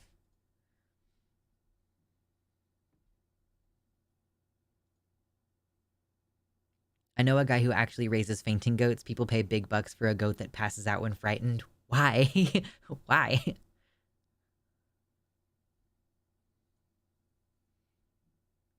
One of the cool things I would like to do is building a fence out of willow. Yeah, I've looked into that a little bit. You might have even watched the same YouTube video as me.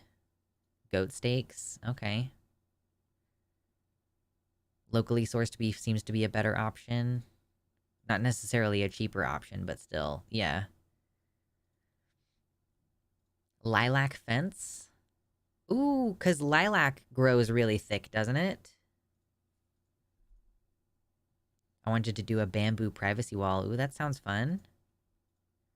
From the land report, the Emerson family owns 2.4 million acres of land on the west coast for timber. Haha, your muscles seize up as a stress response. So funny. I really do think that people relish watching animals and young children in distress. It bothers me.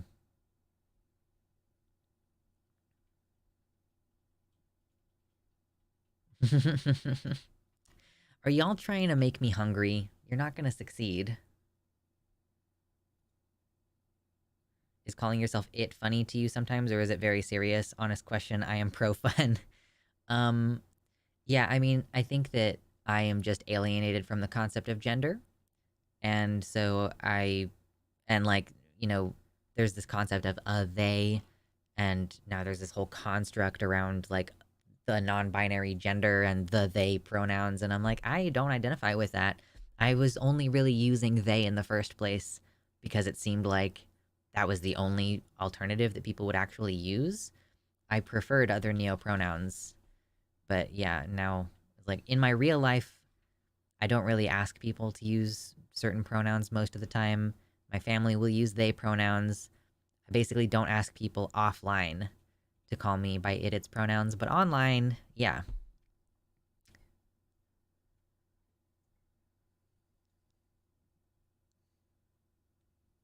I'm making a Philly cheesesteak. You can have some if you're hungry. Oh, thanks. I appreciate that. My 2-year-old relishes in causing me distress. He was hitting me with a pillow before and squealing with joy when I pretended to get hurt. People are so weird.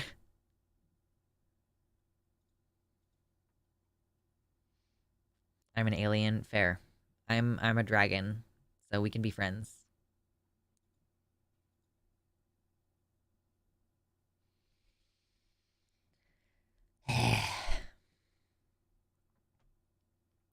I did eat before stream today, so you're not going to be able to make me that hungry. Only a little bit. Only a tiny bit of hungry.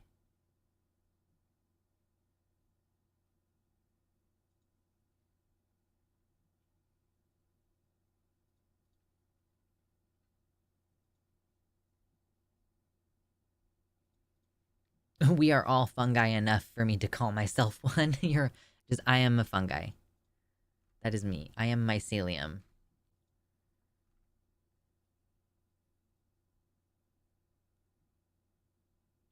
I made the sauce for my meatballs too salty, not enough brown sugar.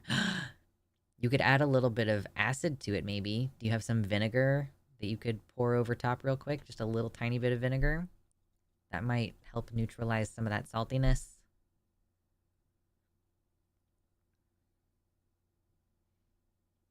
Yeah, Mersh is the one person in this chat who actually gets to call themselves a mutant because they have chimerism.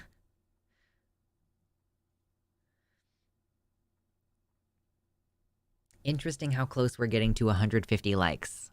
I think that I don't know if I've had that many before. I can't remember if we've had that many before. But thank you for being interested in hanging out with us today. Appreciate you. Make the likes 420. It would be wonderful if we could get there. I don't think it's going to happen today, but it would be nice.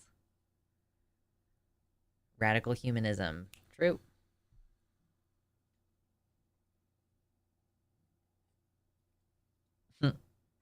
169 likes. True. Yeah, that's the next goal. 666. That's too many. I don't want 666 likes. That's too many. Gotta keep it below 500.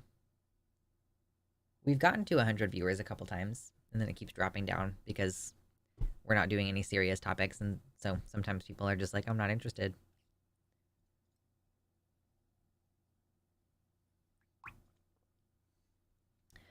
Over 9,000. Yeah, 499 likes, keeping it just below 500.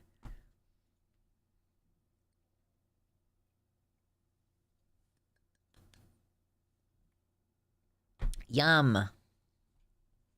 Oh, God. We've been talking about COVID and this administration's failures to address it this far in. They campaigned on, oh, we're so much better than Trump. We're gonna wear masks. Trump is the guy who is letting people like erroneously die of COVID when we could be treating them. And now we're watching, we're kind of coming out of now the second highest COVID wave of the whole thing. And there's still like 2,000 new cases every week. I think 2,000, no, sorry, no, sorry. 2,000 deaths per week, every week for the last 4 weeks, and millions of new cases every week. Probably, I think we're at like 8 million new cases every week. Something like 1 in 11 people in the US is infected with COVID right now. You can have concurrent infections now. Like, you can be sick with 2 different strains of COVID at the same time. Not even, like, not to mention one right after the other. And yeah, so amidst all of that happening, knowing that the administration has basically abandoned any attempt to mitigate COVID spread at this point, the CDC is on Twitter, and they do still post about COVID. They post things like this: your next COVID-19 infection could be your worst, so don't gamble with your health. Vaccination reduces risks and severity and keeps you protected. And the image here is a guy, holding his throat. Oh, I've got a sore throat. And this comment was hidden. Basically, the CDC is hiding a lot of comments that are providing factual information and that are suggesting that the government should be doing more to try to help the situation. So this one, this person just retweeted NYC Health, and they were saying, oh yeah, you need a mask. You'll have the most protection if you use these KN95s, N95s, double masking, disposable mask, cloth mask. Those are going to do the worst. And they hid this reply. And this has actually been ongoing with this post. There's more. Let me find them.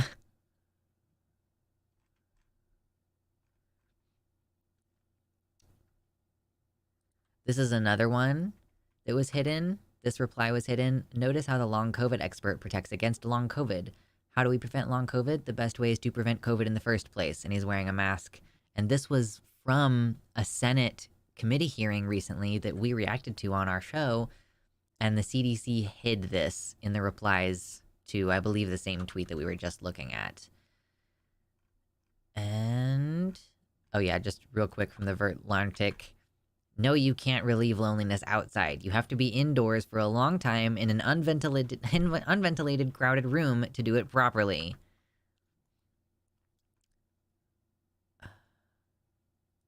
This is another one that was hidden. The choice of image is odd, considering that this is a vascular disease, really pushing that false narrative that it's like a cold. Shake my damn head. Yeah. Making it seem like, oh, it's just a little sore throat, whatever, even though this is a deadly and disabling illness that is, primarily wreaking havoc on people's cardiovascular systems.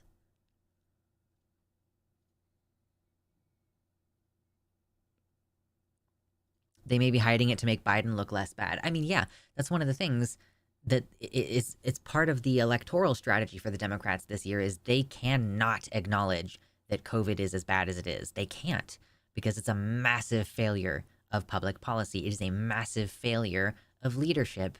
And you're the executive branch of the government. We expect to see leadership from you.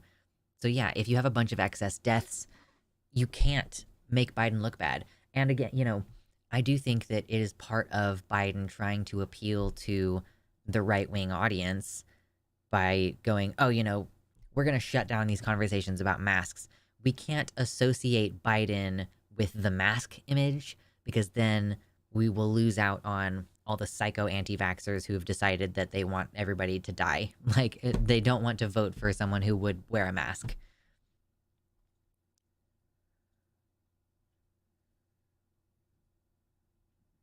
My new favorite game to play is, possibly deadly disease that could mess me up for life with every infection, or is it just allergies? Especially this winter. I feel like my throat has been sore all winter. And someone was talking about their allergies and reminded me that there might also just be a lot of mold in the air. And I'm like, God, I think that probably is what the problem is, because the temperatures, it's not like getting cold and staying cold, and it keeps warming up and it's really moist. And yeah. Yeah, Gil, yeah, I wear the mask outside too because I have real bad pollen allergies and grass allergies. I feel better. My throat doesn't hurt as much when I wear a mask outside.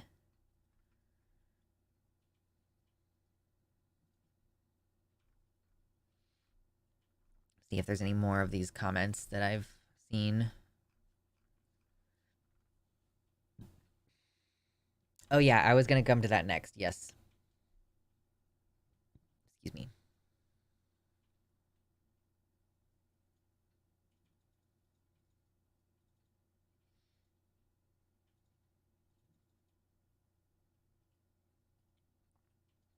I've gotten COVID thrice now, and each time I feel worse than before, even after recovery.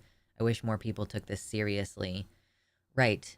Folks are not feeling well after, like, one viral illness. You generally think, oh, that's not going to be a big deal. But no, it's when it's COVID, you permanently don't get better. You don't get all the way better, at least.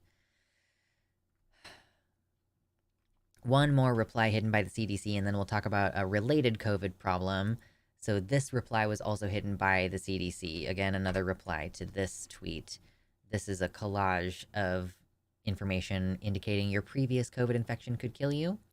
Heart disease risk soars, long-term brain injury, increasing stroke risk, brain damage, long-term heart problems. Yeah, more heart problems, cardiovascular risks. COVID increases risk of 44 neuro disorders, including Alzheimer's.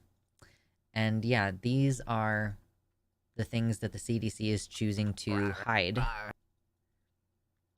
Thank you, Max, for the $5 dono. They say, have a good vacation. I will. I'm excited to go on vacation.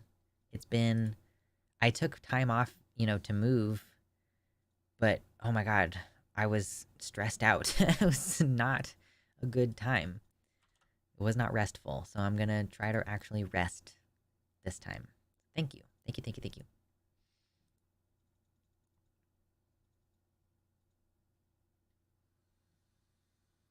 We're literally in the second worst case scenario. The fear was that COVID would be endemic, like thousands of people die from the flu every year, and for some reason that's acceptable to people. Right.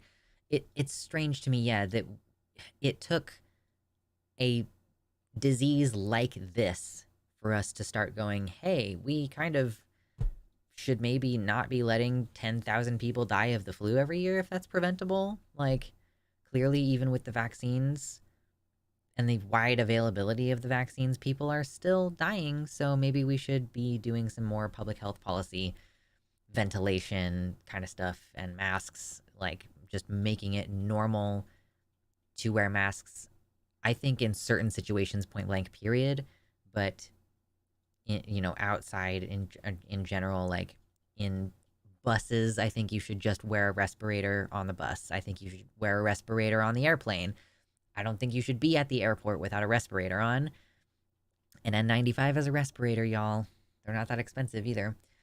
But the risk with wearing a mask everywhere now is that, well, if you're in Houston, you might just get randomly shot at by the police. Because an off-duty cop in Houston saw a dude with a face mask walking around and went ahead and fired a shot at him.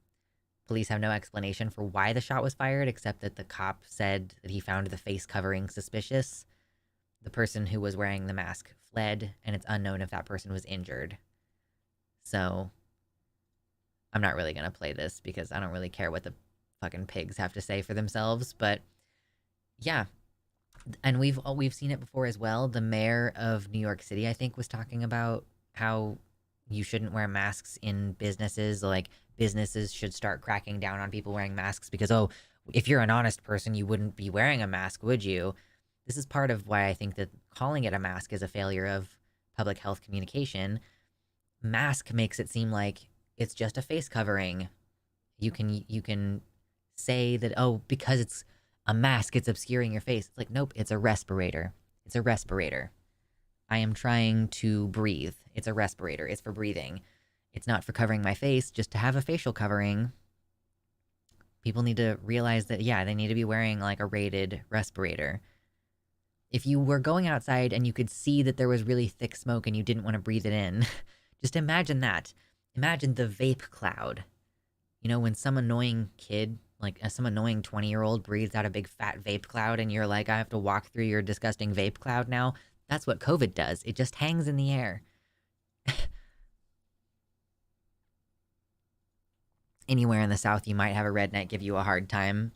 Yeah, well, if I lived in the South, I would start carrying a fucking taser then. Like, be careful, by the way. You have to also look up concealed carry laws for tasers.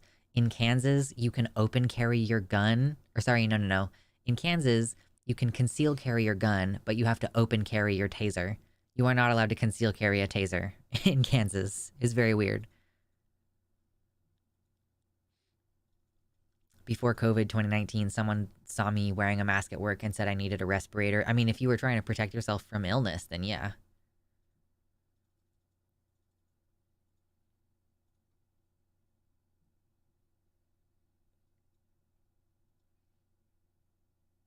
They let people wear masks before, and now all of a sudden they don't want people wearing them. Yeah, I think it's an actively eugenicist policy. Like, since when was anyone entitled to see my face anyway? Yeah, for security reasons, because they want to be able to use facial tracking on you at all times, you know? And it's like hard to say. Do they specifically want to encourage the spread of COVID, or is that just a happy side effect of the addiction to security culture in this society, the addiction to security theater in this society?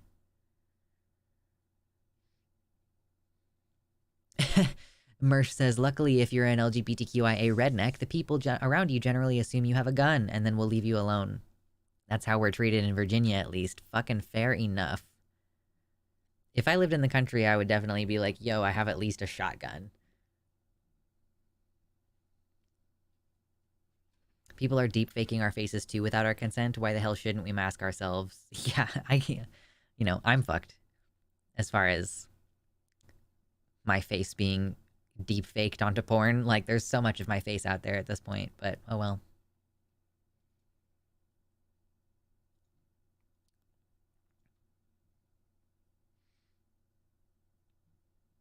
What's wrong with N95s? Some N95s fit better than other ones. I recommend the 3M brand ones that start out flat and then they unfold because they also have a nice rubber seal for right under your eyes there. And it's big enough, like if you have a pretty small head like I do, it still seals, but it just seals all the way back here on your goozle. So N95s. Or the 100s. You can also use the 100s. The top band always slips down. I always put mine like right here on the back of my head. But yeah, I don't. Be honest with you, I love you guys. I don't want to hear any bullshit about why you can't wear a mask because you can. And like, I will get mad at you. It's happened before. I've kicked people out of the chat before, like permanently blocked them from the chat because like defending their decision to not wear a mask. It's a big deal to me. Is goozle the medical term? I have no idea. I have no idea. There are a few photos of me out there, but I'm more at risk of someone deep faking a bisexual colored clownfish. It would be so funny. It would be so very funny. Ponytails make keeping the top band on easier. True. Because of where my hair is right now, my ponytail is kind of high. So then the top band ends up resting like on the underside of my ponytail. Wear only a mask. True, Captain Cougar. I choose not to wear a mask because I don't value my life. But you should value other people's lives. 23% of cases are asymptomatic. 23% of all COVID infections have no symptoms. 1/4 of all COVID infections have no symptoms. So you can't know whether you're spreading it. That's why it matters. I don't care if it's a sensory thing. I don't care. I don't care if you have a sensory problem with wearing a mask. If you work in a hospital, you need to wear a mask. I feel like I shouldn't have to explain this 4 years into this pandemic. It doesn't matter whether you feel okay. It doesn't matter whether you have a sensory problem. It does not matter. Like, your individual discomfort wearing a mask is not more important than all of public health. It's not more important than every other person around you who could be getting sick. You know what I mean? Like, I also don't love having a face covering on. Like, I am also autistic. But Lux, what if mask bad? I know, what if mask bad? I know, in Asia, it's totally normal to just wear a mask. In San Francisco, I think that if you're going to be out in an area where there's a lot of pollution, you probably should also be wearing a mask. True, mama. Yes, sex workers out there, you should do the only a mask photo set for awareness. Cover your face. Everything else is open.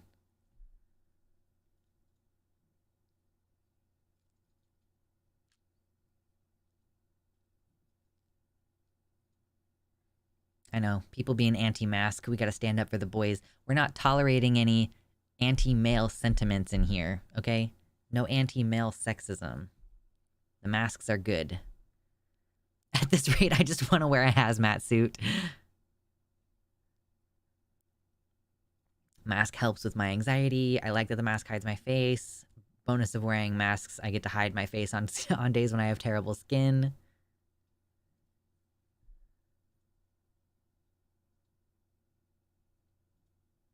Salt Lake City, the air is terrible too. People wear masks when the pollution is in the red.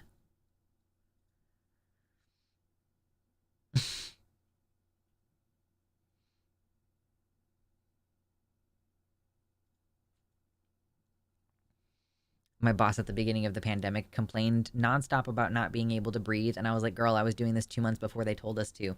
Why is it that a marathon runner who has pretty intense allergies can wear like a real respirator while running an entire marathon outdoors in the heat? And yet y'all can't wear one inside, not doing anything strenuous.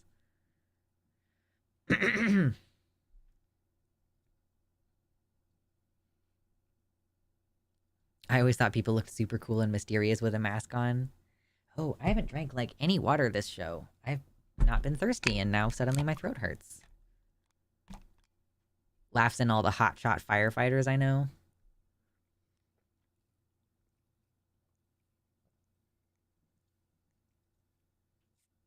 Huh, true. If you refuse to mask, don't be surprised when all of the disabled people in your life mysteriously don't want to be around you anymore.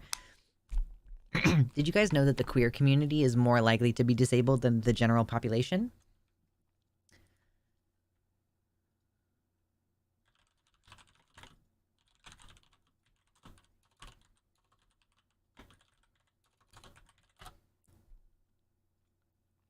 Let's see if this Google will turn up what I wanted it to.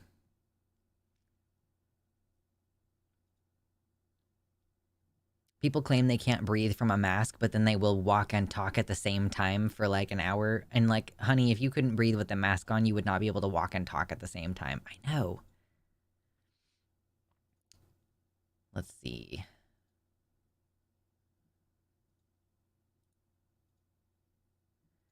So this is from the Human Rights Campaign. Oh my god, please stop with all the pop-ups, dude. So in a survey back in 2020, the 2020 Behavioral Risk Factor Surveillance System, which is a nationally representative survey of adults across the United States, this found that 1 in 3 LGBTQ plus adults reported having a disability, compared with 1 in 4 non-LGBTQ adults. In addition, more than a third of cisgender LGBTQ adults and more than half of transgender adults self-reported having a disability. So, you can't be like, I'm a queer activist and ignore COVID. 52% of transgender adults who were both identifying as LGBTQ and straight transgender people, fully fucking half of transgender adults report having some kind of disability. And 1/3 of LGBTQ adults in general have disabilities compared to approximately a quarter of the general population. So yeah, trans people, like queer people, we really do need to care more about COVID. And like people of color are also disproportionately impacted by COVID. They have a harder time recovering after being ill. They die from the illness more often.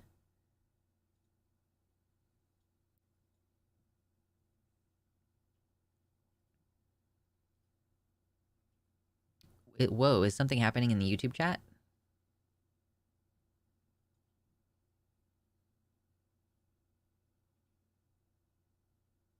Am I not seeing someone in the chat? What is going on?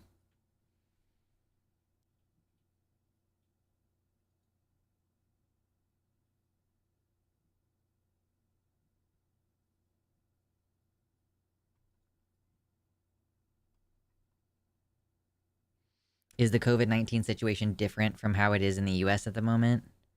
How do you mean?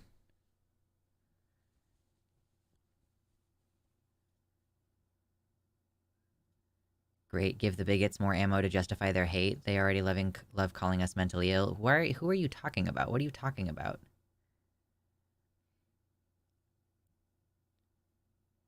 I think I missed a comment somewhere in there.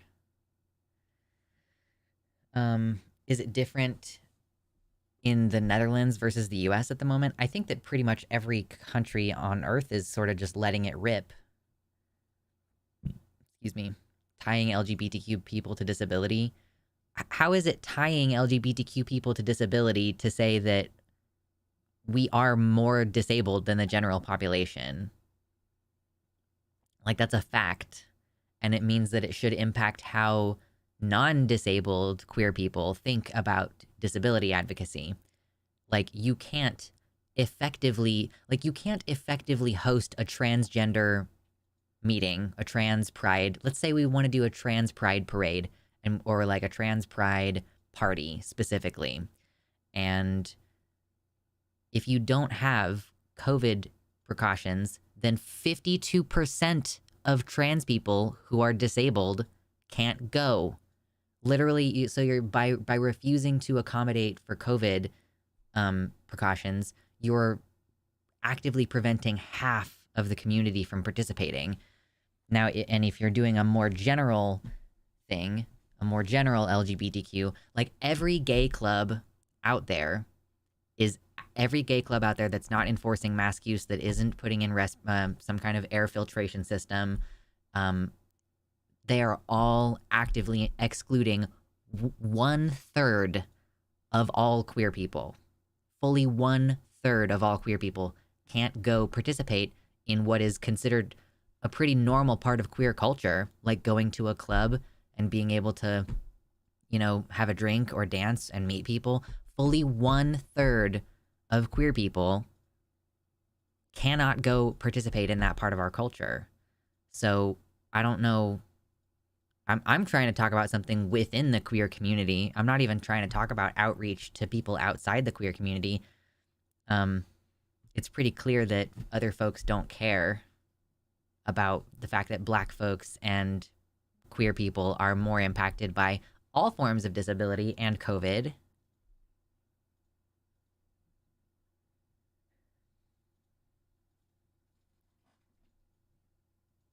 I have vernacular rhinitis. Does that count as a disability? I need to blow my nose after every cleaning session. I don't know. I'm not sure. I mean, rhinitis, is that like a chronic nose infection? I would definitely wear a mask everywhere I go if that's the case. Admitting that gives bigots ammo? How? How? We're talking about physical disabilities.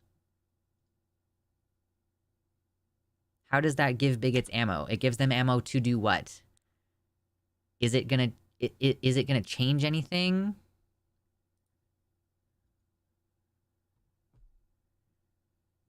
It's like I posted a little YouTube short this week about the minimum wage. And I was like, why haven't we raised the minimum wage? Because, Biden said that they were going to, and then they just didn't, right? And I have people who are in the comments going, well, if we raise the minimum wage, then prices are going to go up. And I'm like, oh, okay. So if we don't raise the minimum wage, then that means that prices are going to stay the same, I guess. Is that your logic? Because prices keep going up anyway. And so the only thing that we're getting by not raising the minimum wage is more and more screwed over, like more and more unable to afford things, right? So I don't know. Yeah, like people are going to be ableist regardless.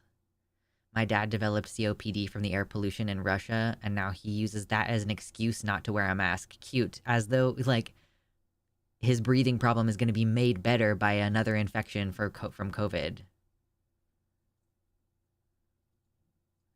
It's also an important statistic because people with a disability who have pre-existing disability also have a higher chance of being more seriously affected by COVID-19.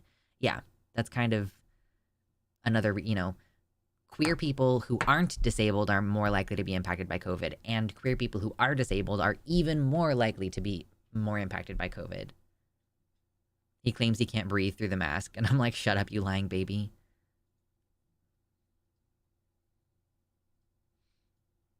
It's always, yeah, it is strange. I agree. Lord Byron says being afraid of admitting something true or saying something true because it gives your opponents who already don't care about being truthful, like the idea that you're giving them ammo is always a weird red flag. Yeah.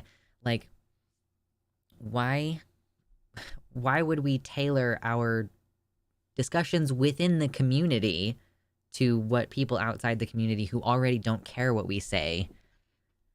Like, why are we worried about giving them ammo?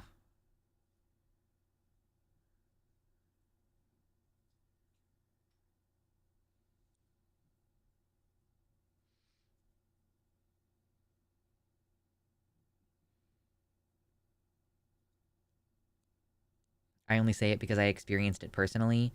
I mean, like, your family roasts you for being disabled. They equate you being trans to being disabled. It sounds like they're just ableist and transphobic. And I don't think that they were gonna not make fun of you if you were disabled and not trans. Like, if you were disabled and cisgender, they would just come up with something else to make fun of you, you know? Like, I think that it would be a mistake to say the entire concept of we can't talk about this at all. Like, even in a queer specific space, like the idea that we can't talk about this at all because, oh, it'll give them ammo. Like, I don't care. I don't care what how bad faith actors are going to twist my words.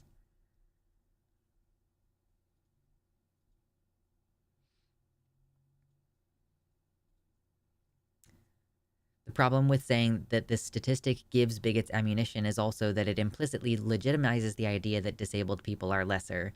Like, it means nothing if you don't judge people for having a disability. Yeah.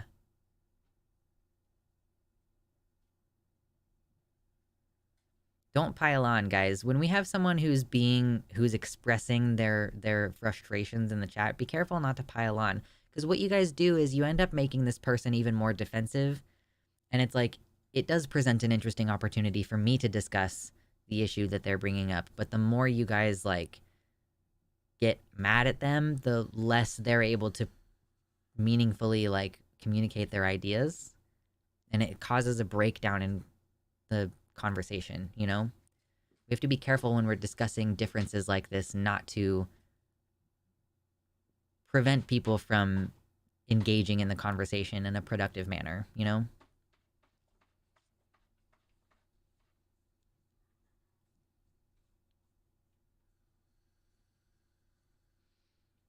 Bad faith actors don't need facts to target you. They'll just make it up, in my personal experience. Yeah, that's the interesting question. Like, does Jane's family know that there is a very high correlation of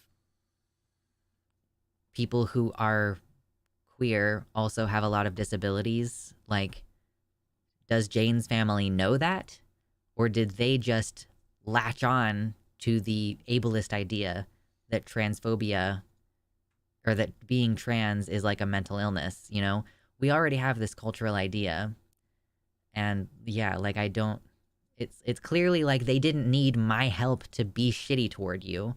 So what I'm saying has nothing to do with their being shitty toward you. Like, I don't think Jane is obviously a troll. I think that Jane is a person who is experiencing an incredible amount of isolation and that it is hard for Jane to interact without feeling quite defensive. So, you know, when we're talking, listen, trans people and disabled people, and in this case, someone who is both trans and disabled, if you're, you know, Dizzy would be able to talk about this a lot, because Dizzy's in this situation of being trans and disabled and dependent on a family that is at times kind of ableist and kind of transphobic at times to live, like being dependent on a transphobic family who is also being ableist towards you. And like Dizzy's family is not that bad. They're overall pretty chill. But it sounds like Jane's family are pretty actively antagonistic. So it makes sense to see someone being combative in the chat and to get really defensive about it, you know? But if we block this person from the chat, or in other conversations where we've had people like this in the chat before, if we just block them, then what we're doing is we are making their world smaller, you know?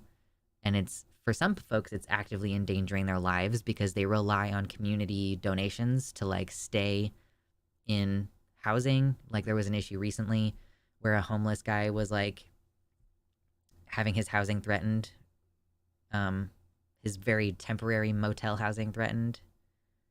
Yeah, I get it, Jane. You're no worries. I know it's tough.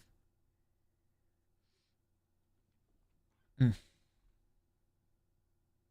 We as leftists accept right-wing framing too much and instead try to argue a point from their POV. We've seen lib after lib do this to no effect. So we need to be overall more assertive. That's fair. Yeah, it's a balancing act between protecting your community versus not excessively closing it off. I will give people probably more time than is necessary I will try to explain, like, hey, no, here's what you're doing that, like, here's how you could socially do this differently in the future. Like, I do try to give people the time. If you get banned from my chat, if you demonstrate that you understand why you were banned, then we'll probably be able to resolve it, you know? But yeah, my disabilities are mental and that is quite often used against me. Yeah, I'm sorry. You know, it's easy for people to dismiss them. People, you know, conflate being trans as being a mental illness in general. But when I was talking about disabilities, I think that this is mostly referring to physical disabilities. I'm not totally sure because I don't think that this breaks it down. The rates of disability. Oh, okay, so there actually is an interesting little breakdown here. So any disability versus cognitive disabilities versus like hearing, independent living, mobility, self-care, vision. So like 35% of trans people have a cognitive disability. 18% of trans people have a disability that interferes with their independent living. 19% have a mobility disorder. That's the Ehlers Downloads represent. Oh, man. You not respecting my sensory issues is also ableist. Checkmate. Andy, if you don't want to get banned, I think that you should really rethink your bullshit here. Like, to be clear.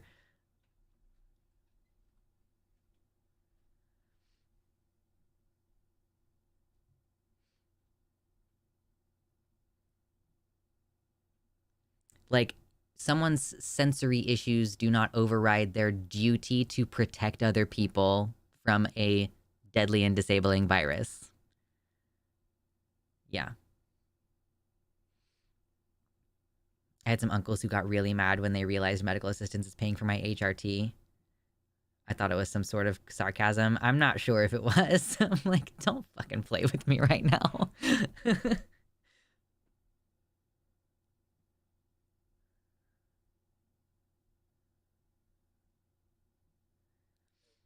Speaking of right-wing framing, I have mixed feelings about bringing up the nature argument about LGBT people.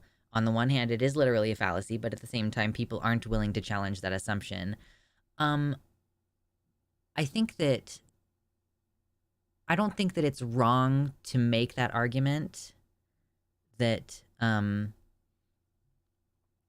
like we're making an argument in defense. It's not that we're proactively making the argument that being gay is natural. That's coming as a response to the fact that Christians and stuff will say it's unnatural. I mean, they'll usually frame it as God didn't make you that way, but it is still a naturalism fallacy.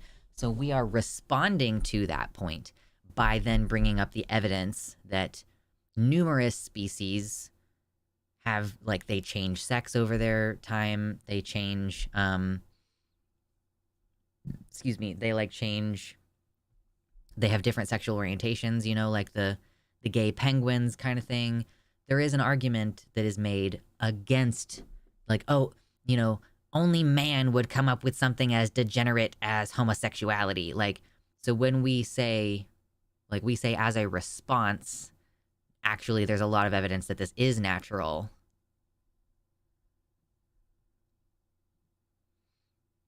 So I don't think that we're necessarily saying it's natural, therefore it's good, but it's saying, you know, if you're claiming that it is, I think that it's not, yeah, we're not saying it's natural, therefore it's good.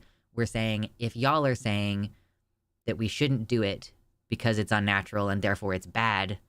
Like, I don't like, or it's mostly them saying that it's like manufactured. The idea that you are recruited into being gay instead of it being something that is inherent about you. That's what we're combating.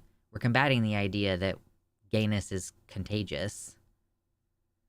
Later, Speedy. Hope you enjoyed hanging out. Thank you.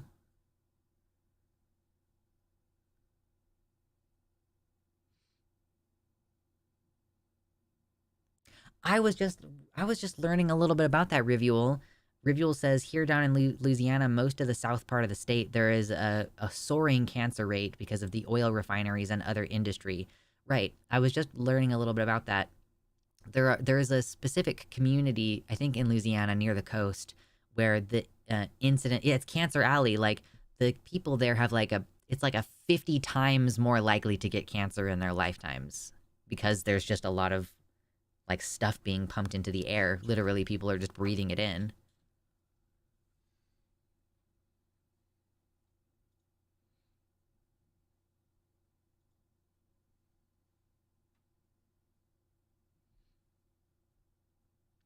Yep. You gotta hope that there's not a bunch of, yeah, chemical plants along the Mississippi River. You can't guarantee that you're going to have access to fresh water because you never know when there's just going to be some refinery that breaks down near you or a fucking train derailment. You don't even have to be anywhere near the industry itself. If there's just trains just going, passing by, train derailment.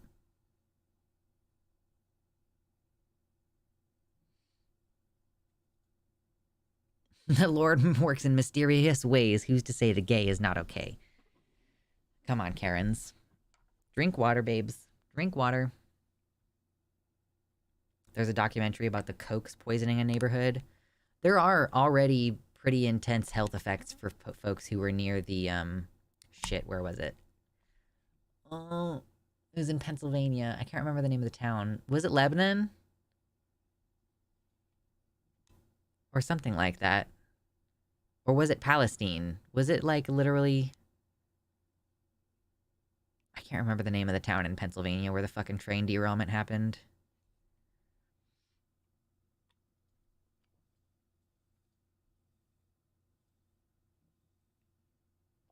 East Palestine, okay. Oh, it was Ohio. I thought it was Pennsylvania. It was really close to there. But there are already, like, person has mysterious health effects, although it's fucking impossible to tell what the health effects are coming from if you have COVID at the same time, but still.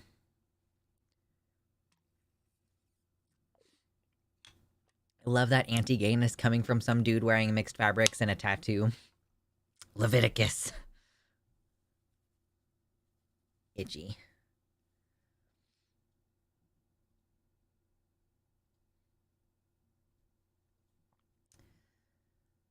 Okay. Oh my god. Okay, so we did the COVID thing and the disability thing, the disability topic. Oh god, oh no, it's already in my stream notes. I already did it. It's already in there. Excuse me.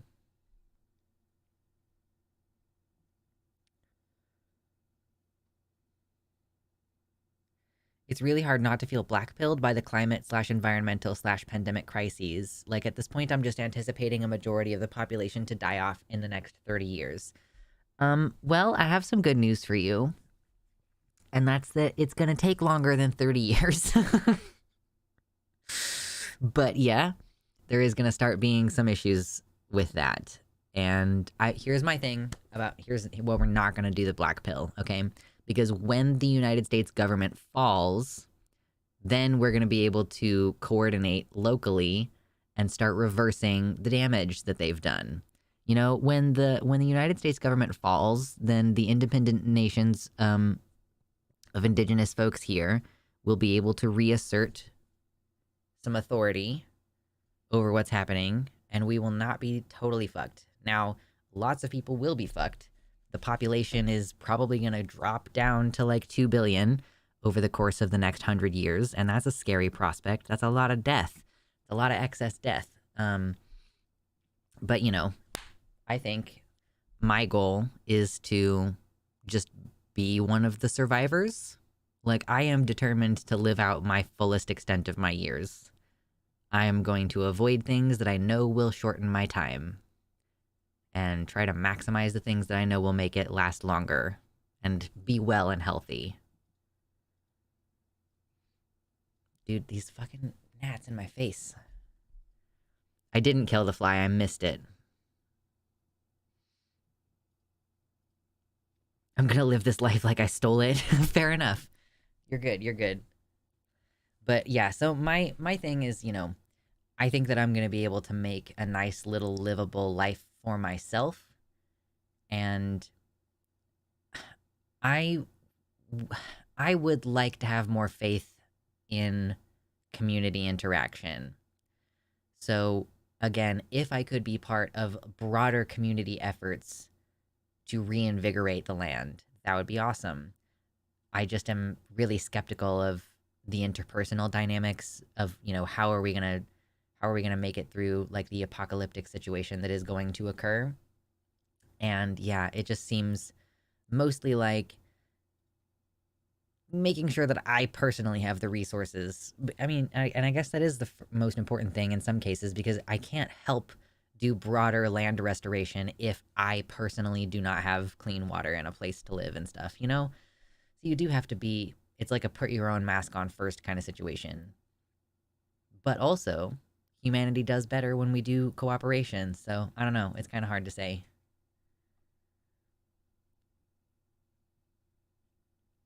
I'm an old god who's been scammed into a human body.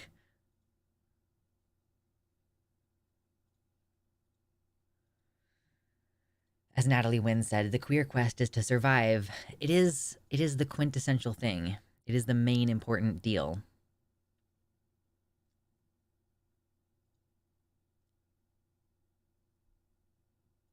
I'm sure divorce will eventually be more blatantly on the religious rights shit list. I think that when Steven Crowder's wife was leaving him, he very much made public statements and public moves indicating that they are going to go after divorce soon. Like, if the right wingers get in power, they are going to go after no fault divorce.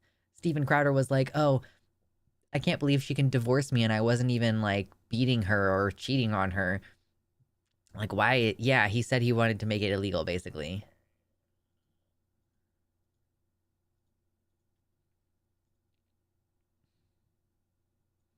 Organizing for the first generation or so is going to be tough because of how atomized and selfish and cynical about humanity the general population is. Yeah. I really. I think someone suggested it. They were like, if you move to the Pacific Northwest, find out which tribes are near you, like which native tribes, if I want to get involved with local restoration efforts. Genuinely, if I could just be like, hey, listen, like, you Native American people actually know what the fuck you're doing. Like, you have in your community people who have done the whole college thing.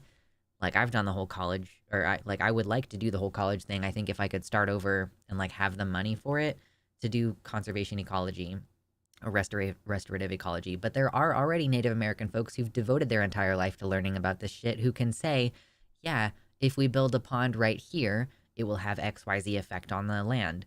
If we plant trees right here, it will have XYZ effect on the land. And then I can just go, okay, please point me in the direction of what you want me to do. I will plant trees all day for you if you want. And then I'll go back to my little area and do my own thing. Like, I guess that is the one kind of institution that I would trust in the post-apocalypse, is like First Nations people. I know, college, what a nerd. Someone very smart recently reminded me that you do have to put your mask on first. She's kind of awesome. High five.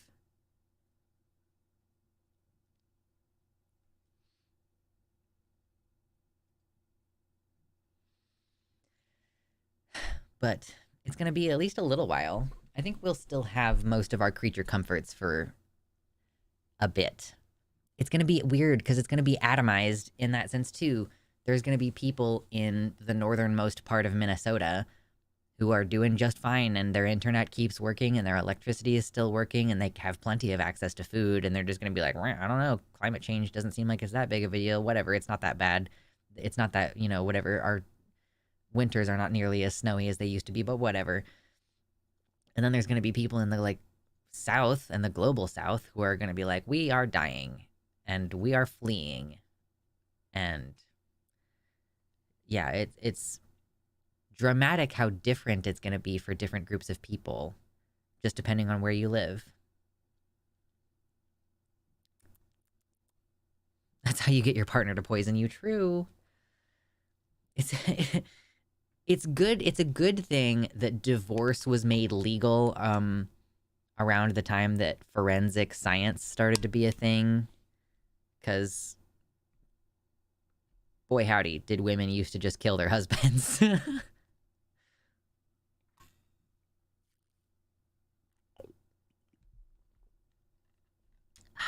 Water, delicious.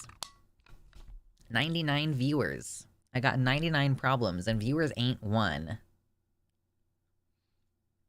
Yeah, no snow. You like that? Yeah, here, have more mosquitoes. Oh, the ticks were so bad last year in Kansas. I think it's gonna happen again. I'm trying to get into hobbies that don't rely 100% on electricity in case infrastructure collapses, woodworking, brewing, art, etc. I've been worried about this a little bit too, Jay. I was thinking about taking a sewing class, and there's two different options. I could take the hand sewing class, or I could take the sewing machine sewing class, which also kind of tells you a little bit more about how to put clothes together, as opposed to being probably oriented around mending. I imagine the hand stitching one. But like, I would prefer to take the sewing machine class one, but how can I guarantee that I'm going to have electricity later? I guess the way that I guarantee that I have electricity is to get solar panels and not be concerned about the expense of it. Louisiana about to be loud, just waiting for the cicadas. I think, like, Kansas is not in the zone for these cicadas this year, but Missouri is. So I wonder if we're still going to be impacted by it.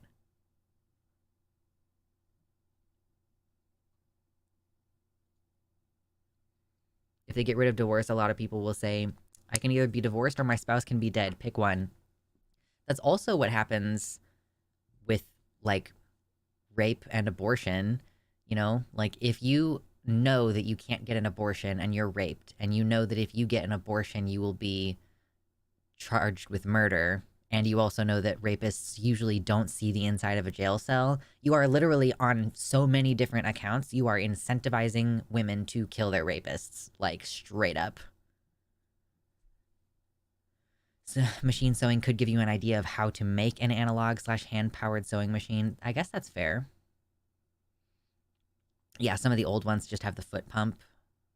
I could refurbish an old Singer machine. Yeah, I have a Singer machine, but it uses electricity.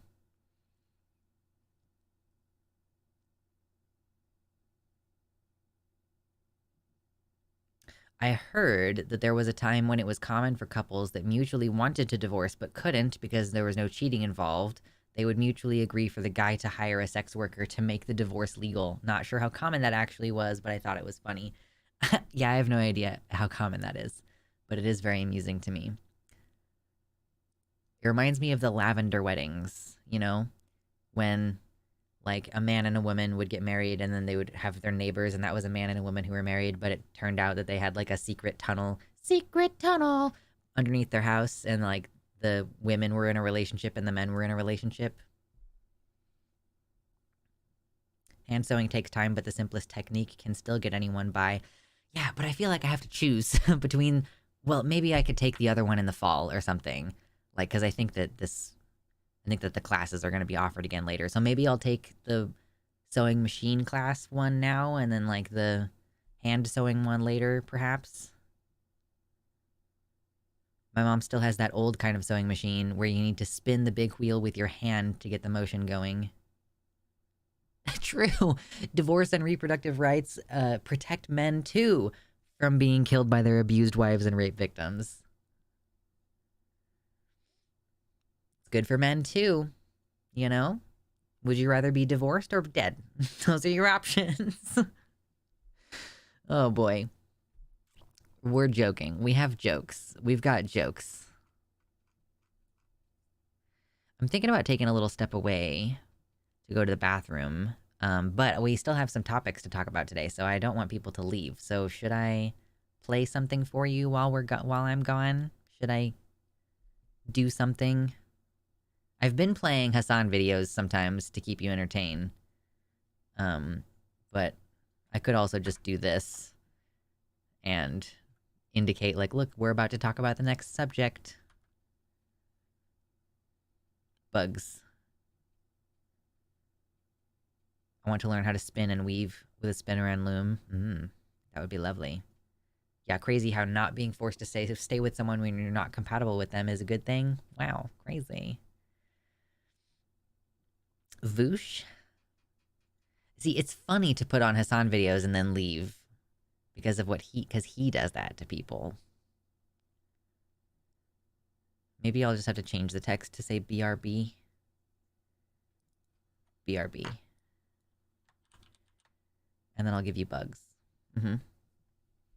I know you love them so dearly. But I'll be back in like 5 minutes or so. Not gonna be gone long. 5 minutes, and then we'll come back and we'll bitch some more about politics. Hell yeah. Alright, enjoy the bugs.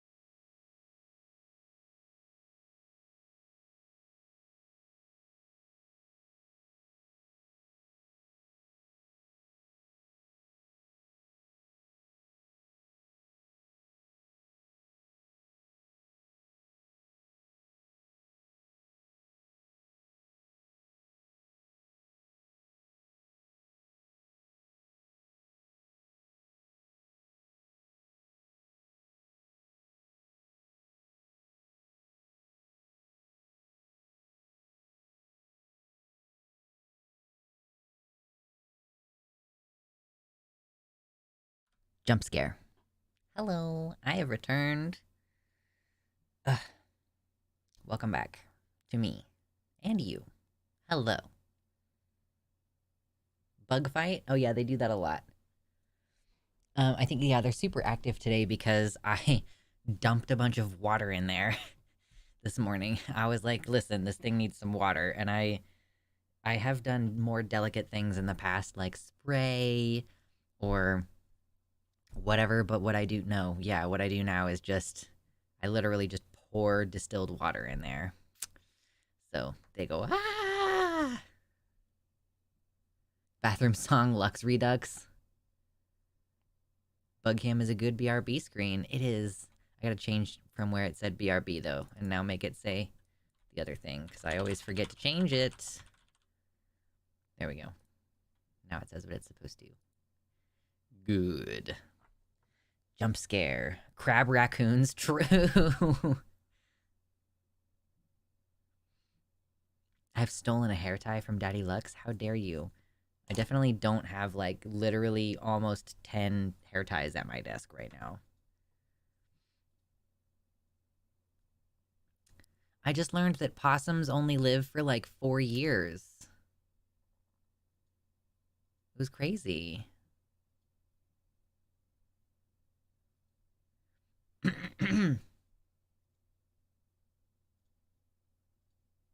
Insurance companies in the early 1900s actually lobbied to improve laws regarding suicides and murders for life insurance. They also tried to restrict the sale of arsenic, etc. Wives were feeding rat poison to husbands that they couldn't divorce. That's fascinating. Yeah, like the insurance companies didn't want to pay out, so they lobbied for restrictions on things that were causing these kind of deaths.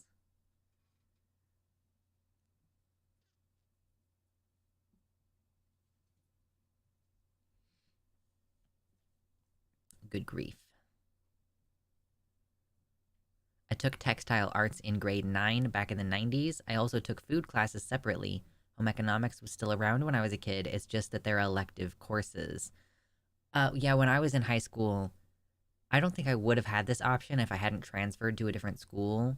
But the school that I transferred to did have a nutrition class that taught you how, it taught us how to fry an egg and a couple of other food things, and it taught me basic things about nutrition.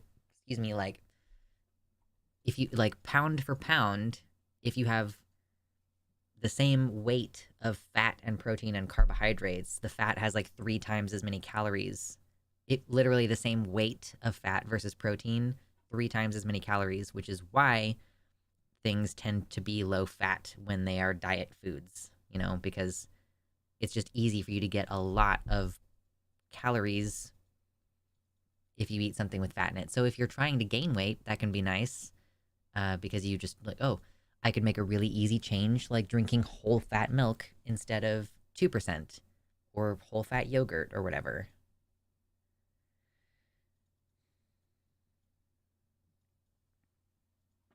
My first home ec class was just making a sandwich. Yeah. Fat and alcohol are similar in calories. Yeah, and I mean, I think alcohol by itself doesn't have a huge number of calories, like vodka. You can drink a vodka soda and it's pretty much no calories, but beer, whew, beer will make you fat. It's got so many calories in it. Nutrition and home ec weren't a thing at my school. Coincidentally, it was a bougie school for rich kids. See, what you're expected to do is hire a nutritionist. Okay, you can afford it, right? We don't need to waste public school money on that.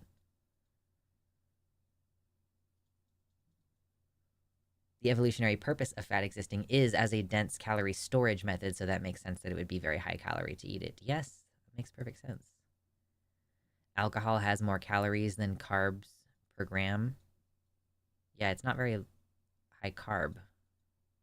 Just straight up alcohol doesn't have much to it, right? Beer.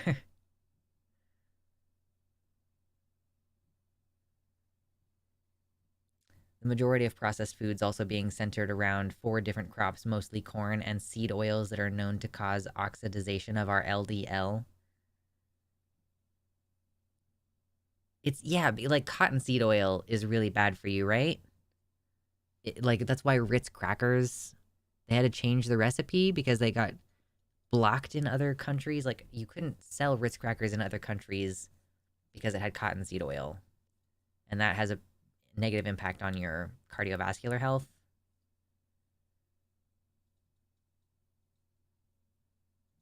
Captain Cougar actually went to a private college to learn sewing, tailoring, and pattern drafting.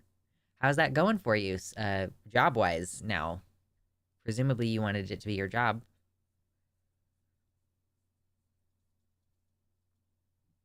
It's funny seeing my college friends go from drinking horrible liquor to really enjoying beer. You lose your taste for sweet the older you get, and you gain a taste for bitter. So of course you like beer. It's not just an acquired taste in the sense that, like, yeah, if you drink it, you get used to it. You also literally gain an appreciation for the depth of flavor the older you get. That's why old people drink black coffee, because their tastes are they just have a greater depth of appreciation for the bitter spectrum. I love sweet wines. Yeah, I know. It does feel like you're changing as a person a bit. Because I used to love cinnamon rolls. They were my favorite. And now I can barely eat cinnamon rolls because often they're just way too sweet. There's just they're just gross. It's awful. Have to be very particular about it.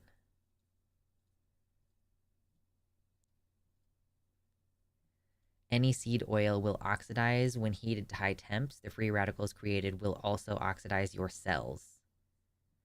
So you can only use seed oils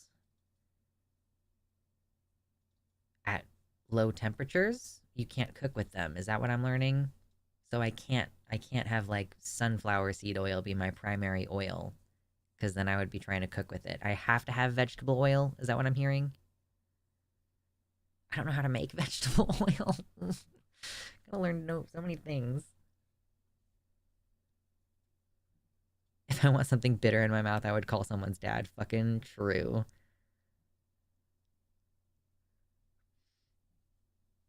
Cream cheese icing. Yeah, fair enough. It is better than the other stuff. I'll give you that.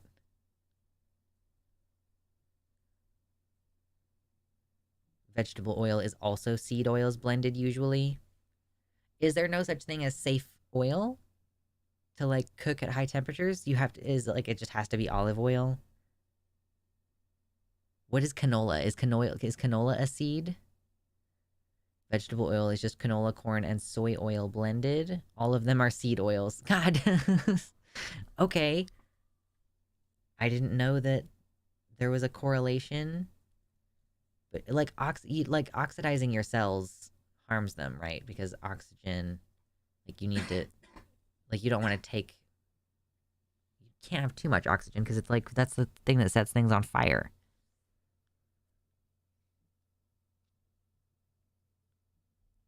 Olive oil, butter, lard. True, I guess lard.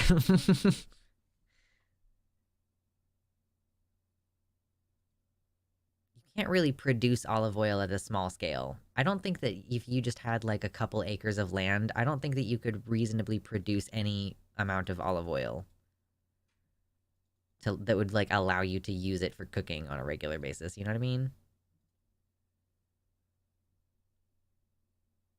Gotta cook everything. I guess you can clarify your butter so that there's less solids in it.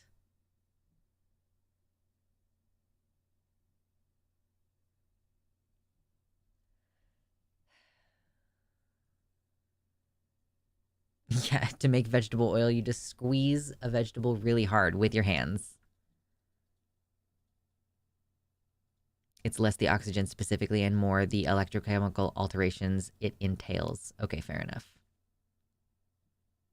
Oh, it's binding to things it's not supposed to. Okay, that makes sense. I understand. The latest presidential advisory from AHA says switching saturated fat intakes from animal products to seed oils reduce CVD risk by as much as taking a statin. I don't know what that means.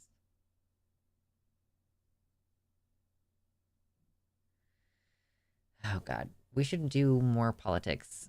We should do more politics now, okay? Let's do some more politics.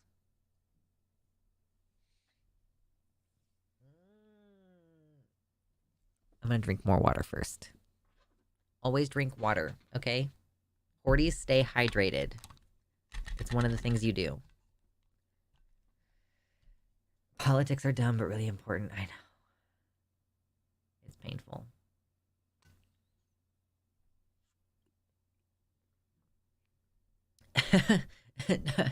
Is that a request for more silliness from Atreyu in the YouTube chat?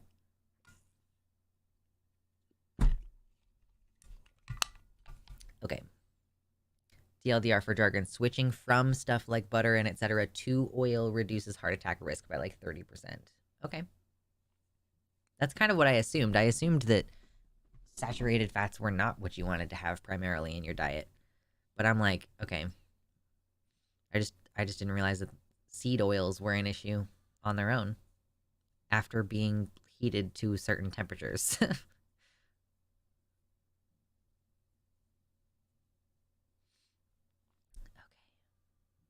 Lux is my favorite streamer because of the drink water every 10 minutes. Listen, I'm a Tamagotchi. Just like, we remind each other. Like, hey, you have to feed me. Please. Feed me more likes.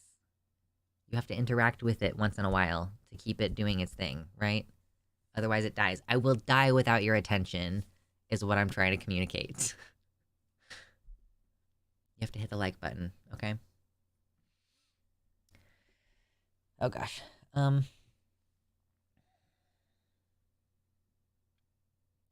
This is at least a new one. This is at least fresh and different than some of the stuff that we usually see. We see lots of anti-trans bills across the country, across this great nation of US of A. And some of the ones that we've seen recently have been, for example, reverting people's changed gender markers on their driver's license, like preventing you from changing your gender marker on your birth certificate, things like this. What we haven't seen is an attempt to kind of hit a middle ground, and this one is hitting like a really stomach churning middle ground that I want to discuss today. And of course, I'm going to be referring to Erin Reed's coverage because she's the best. This is in Iowa. There was a bill that could potentially mandate that trans people have both gender markers on licenses. Now that kind of doesn't make sense the way that she's phrased it, but essentially it's going to make it to where it's legal for you to change the sex on your driver's license if you have bottom surgery, I think is the requirement, basically. There are some places where it's like you have to have some kind of surgery, and some folks will just have top surgery and then say, yeah, that was my gender affirming surgery. But it seems like this bill is going to be requiring, like, effectively a sterilizing surgery. I don't, let me see, what it says. What does it say? So you can change it.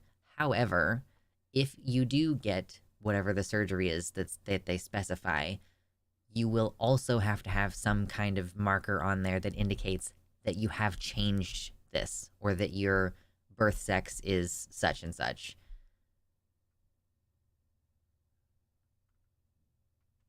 The way that Erin puts it is you would have to, if, for example, if you were born assigned male and then you transition to be a trans woman, a female, you might have to have M-F on your ID, or the opposite for F to M. And let's see. Where's the bill? I want to see the bill. Give me the bill. Give me the bill.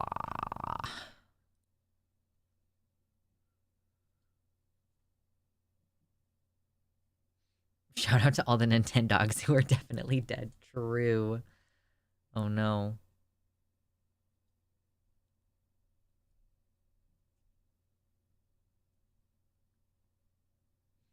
Okay, let me read the actual thing.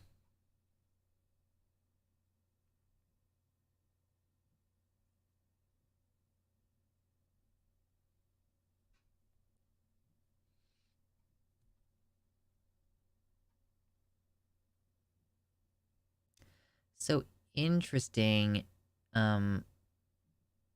Okay, hold on. I don't think that actually changes anything. It does say that if you are born intersex, then you're going to be covered under the Americans with Disabilities Act. So this basically, I don't think that this law is meant to affect those people. So that's cool, at least. Um,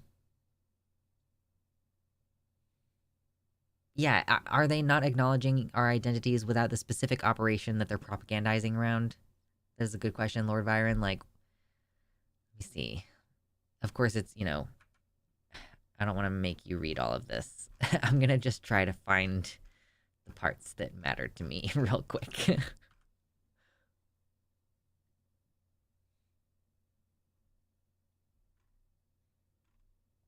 Okay, let me see.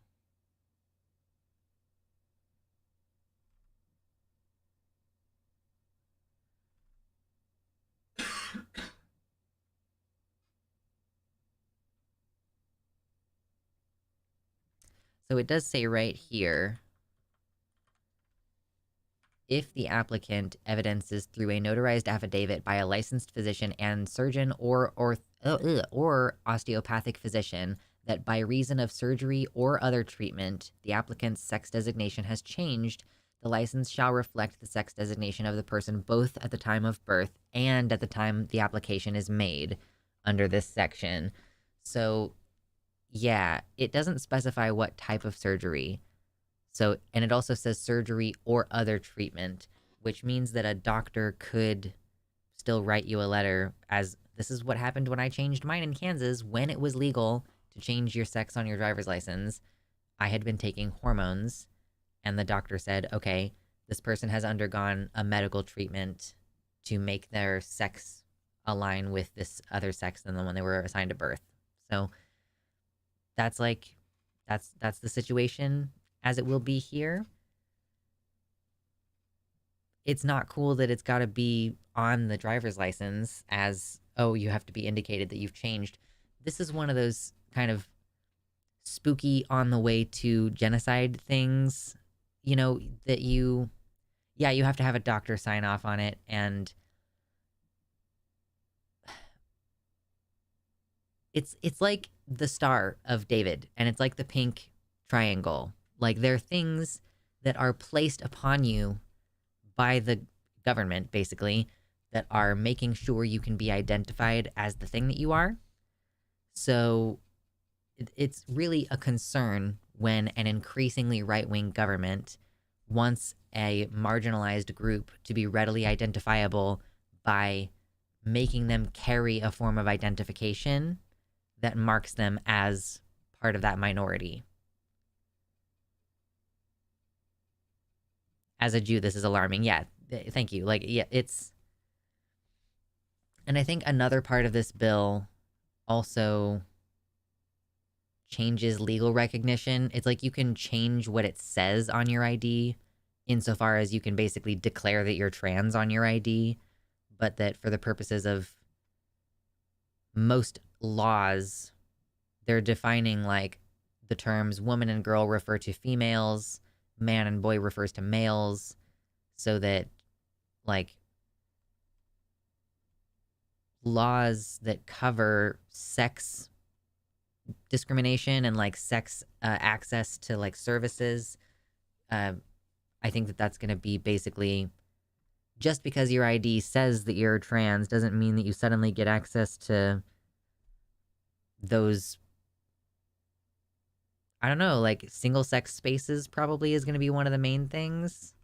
I don't know if Iowa specifically has passed any bathroom bills specifically. Under the bill, any state law, policy, or program that prohibits discrimination on the basis of sex shall be construed to forbid unfair treatment of females or males in relation to similarly situated members of the opposite sex. So it's basically saying, yeah, we're allowed to pass laws declaring that we can treat these two groups differently, and it totally is not separate but equal bad version. It's separate but equal good version is basically what they're gonna claim. Like, they say earlier up in the bill that acknowledging that males and females are different is not a statement on whether they're equal. Like, they The term equal does not mean same or identical. Separate accommodations are not inherently unequal. Like, okay.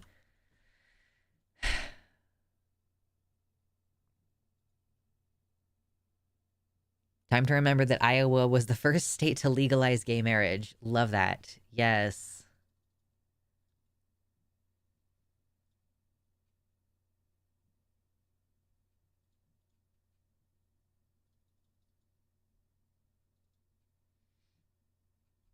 Yeah. A unique marker for trans people on our identification. I would say, writing two sex markers seems like it would be maybe confusing. So maybe they should just come up with a very simple symbol with a recognizable color and shape. Wouldn't that be so much easier? Pink triangle fades. Like, just.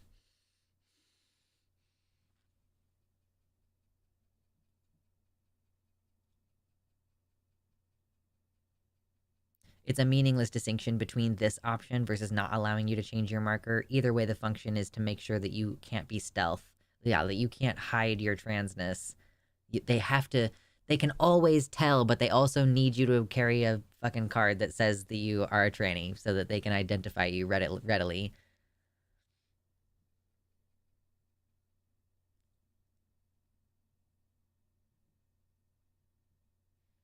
Alberta and Canada is maybe passing some anti-trans bills now as well.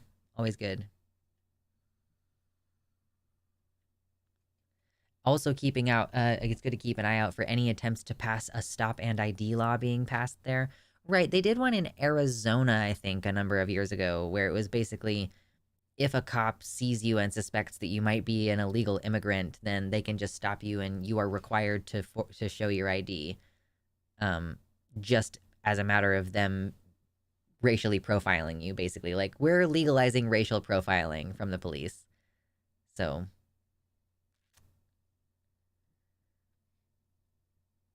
who cares on a driver's license, honestly? I think that it kind of goes back to this. There used to be this association between changing your gender appearance and being a literal governmental spy. Like in the Weimar Republic, like, when we discussed the Hirschfeld Institute in Germany, in Berlin, and the fact that one of the things that they did there was they would basically write you a certificate of transvestism. Like, this is a transvestite. They have a medical condition that means that they're allowed to cross dress, because otherwise, around that time, there was a lot of cultural anxiety about spies. And so people didn't really clock people based on their facial features the way that we do now. People were mostly gendered by other people by the way that they dressed. You would just like you like that's part of why you could be trans and not have to worry so much about being medically transitioning, because changing your clothes was often enough for you to be socially accepted in many situations, because we just didn't look that closely at people. We just kind of accepted that if you were wearing the certain clothes, then you were being a certain gender. And yeah, so there's this association from back then in like Weimar Germany before the World War II shit started. And yeah, like I think that carries through to this day. This sensation that like you need to have the sex marker on your driver's license or the gender marker or whatever, because I don't know, I guess you could dramatically put on a lot of makeup and a wig and change the way that you look and then get away with being a totally different person. Like, I don't know. I don't really understand what the anxiety is, frankly.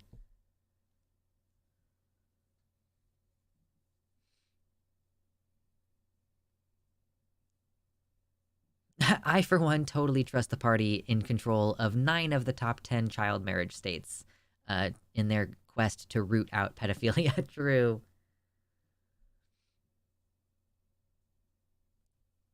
Oh, God.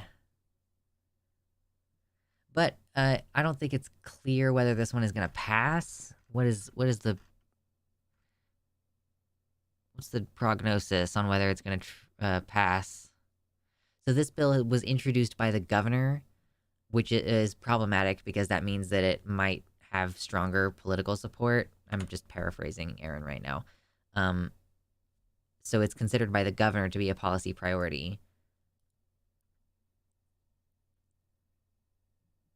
I don't know what the Congress is like in Iowa, but I would bet that if it has a governor's support, it's probably going to have more support in Congress. So we'll see if it passes, and then of course if it passes, we'll see if it gets appealed. And all these different cases are going to end up. Some of them are going to end up at the Supreme Court anyway, and we'll see what happens at the Supreme Court. Oh god.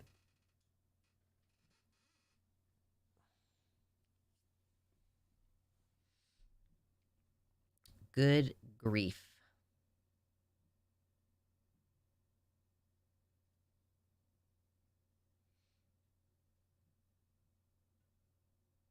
I wonder if the government gatekeeping name changes to the extent they do is also for this reason or just for the identity fraud concerns. I don't really know how much gatekeeping there is to changing your name. I do know that they require you in some places to like post about your name change in the newspaper, or you might be able to instead send certified letters to all of your creditors, like all the like credit card companies that you owe money to and basically all that junk. Uh but I don't know how much gatekeeping is involved with that because I changed my name when I got married.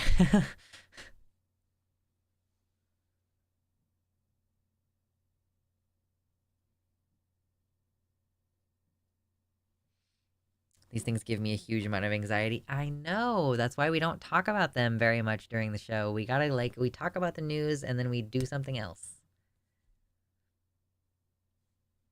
Goose Fraba. Oh my god.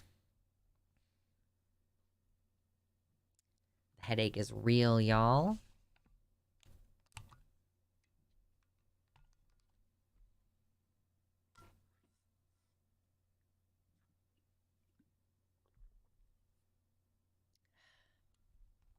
We only have one more news thing to cover today.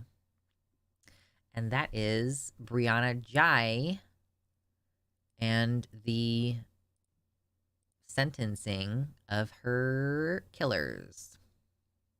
Hydro homie, true, Sky, true. Where's the news of today transphobes took a vacation and didn't introduce any fucked up laws? Yeah, that's a question I would like to. Here's what the answer is to that. They are not going to take a vacation, so I am going to take a vacation. I am going to take a break. Okay, thanks. When I changed my name, they asked me for the marriage certificate first. It was fun watching the gears turn in the guy's head when I explained I was changing my gender marker and my name. Yeah, that's funny. Just knowing that you pass to a person, like just random person, had absolutely like no idea that you're trans and also is having a hard time like processing the fact that you're trans. Oh my god, why? Hiccups. It's terrible. Are we done? Can we be done? Temporary. It was just temporary. Oh god. Yeah, we covered the Brianna Ghey thing in depth before when it was going on. I didn't cover like the defense. I think that I basically we covered the prosecution going over all of their evidence, but I don't think we ended up covering the defense. I can't remember if we did anyway. But now it's been sentenced. We get to hear what the judge said about it, like her official statements. Or him. I don't actually know who the judge was. I thought it was a female, but I don't know. We'll figure out who the judge was. And oh, we also because the defendants were minors, they previously like their identities were being kept secret and now their faces and their names have been revealed. So we can also look at that, I guess.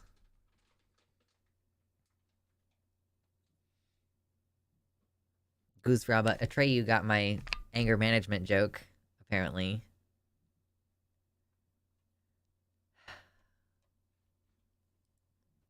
Lovely. It's a lovely day. It's gonna be a good week. I think it's gonna be a good week. Are you guys, is there anything that you guys are looking forward to this week? Just before we get into this Brianna Ghey topic? What are y'all looking forward to? It's the first week of February. It's the first full week of February. I'm probably just gonna start switching gears and start putting up decorations for spring. I've been doing a million of these leaves. I've talked to you about this already before, but now I have a lot more leaves. Like, there's so many leaves. Are you looking forward to anything before I rip your heart out? True. You know, everything's fine. It's like you already know what happened to her. Now we get to hear about how the killers are being met with justice. Okay? Let me get this out of the way. Go down here. Going to a new therapist on Tuesday to talk about probably being an egg. That's very exciting to hear.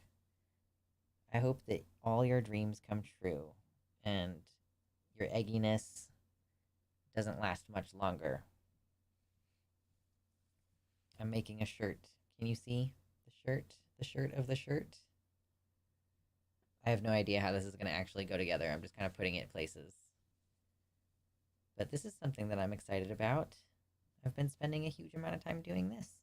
And I think I need to pivot maybe to doing some more like, maybe I should do some spring flowers and stuff. Yeah, I still have, whoa, that stuck to me in a way I did not mean for it to go back under there.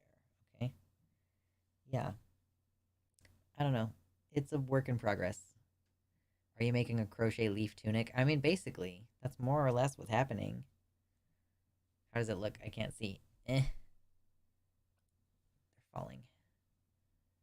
Yeah. I have made so many of these, and I don't have that much yarn left. So I might have to go find more yarn, and I hope that I can find more yarn from the same lot of that color. Yay. But yeah, it's a bunch of leaves. Aren't I so fancy? I got another one of these orange ones. Put this one over here. Yeah, whatever. Anyway, we have fun. Whoa, pile of leaves. Ah. Okay, here we go. Just hang out over there. Thank you. Okay. Oh man. Become a druid. That's what that is, basically. It's a shirt for what is basically a druid character. That's more or less what it is. Hmm.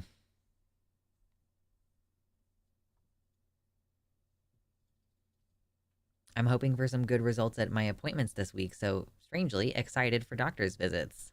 Yes, I hope you get the answers that you're looking for.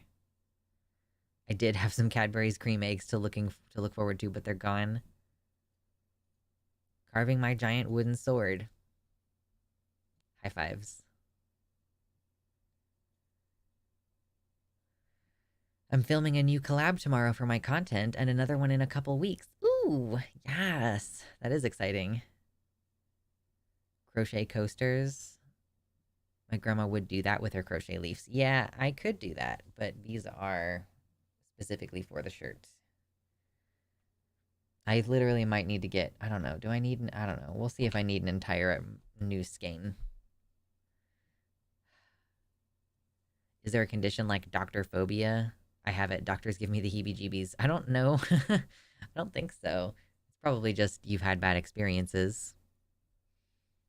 And now you don't want to be around them. People fear dentists.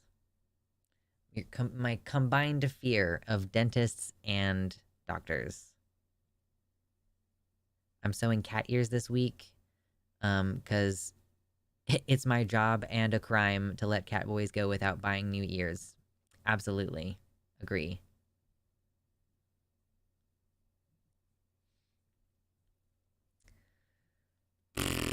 Uh, serious topics.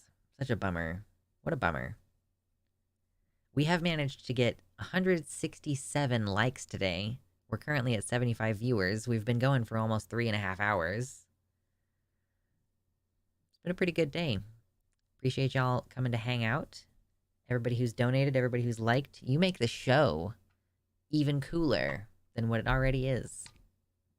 Latrophobia, fear of doctors. Okay. There's a phobia for basically anything. I agree.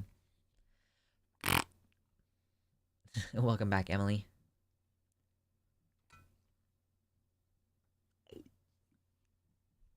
Anansi, what video are you working on?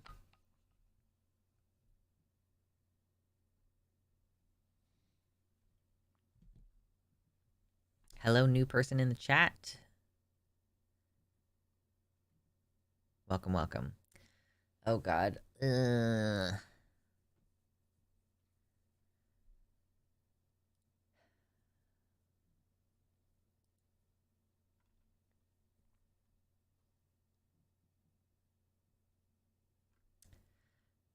We probably covered when it happened the unfortunate situation with Brianna Ghey over there in the UK. She was a transgender teenager, like 16 years old, I think, and she was a lovely, bright girl. She had lots of hopes and dreams and positivity. She wasn't being bullied. She was well liked by her peers, but she was a little lonely and socially awkward. A very happy child, though, generally, like a very happy person. And a couple of her classmates, honestly, they were making disturbing comments about a lot, like not a lot, but like about other people as well. But there were a couple classmates of hers who were talking about luring her into a friendship and doing some kind of harm to her. And they were talking about also potentially victimizing other people. None of those names were released in any of the information that I was covering during the prosecution presenting their case, which we covered previously. Um, but they ended up deciding to victimize Brianna. It started with like there's a teenage girl and a teenage boy who are both involved in this, and they've both been, their names and their faces were being kept from the media during the trial, but now they've been released because they've been convicted and they've been sentenced as well. So they've been convicted and sentenced. They were guilty of her murder, and they're serving pretty long prison terms, which I think is as close to justice as you can get in a system where that's how you do justice. Like, I guess that's the best case outcome we could have hoped for. I guess you would have hoped for life, but because they're 16, the convicted murderers were 16, that might be why it's like their prison terms are 20 years and 22 years respectively.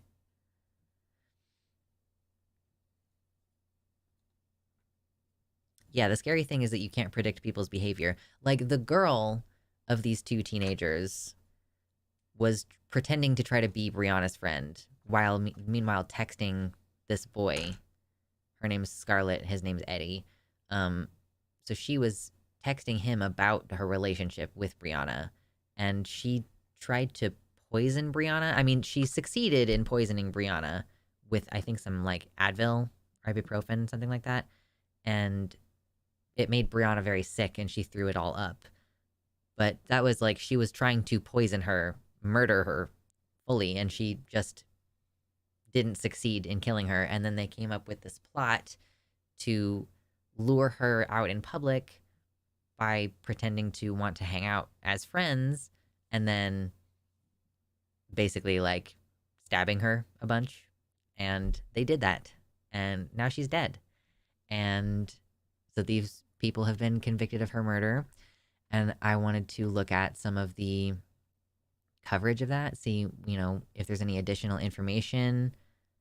Having covered this in detail previously, there's not a lot that I feel I could add at this point. So I want to see what the judge said.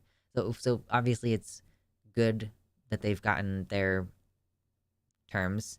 So I guess they've been handed a mandatory life sentence, ordered them to serve a minimum of 20 and 22 years respectively before they could be eligible for parole, according to the AP.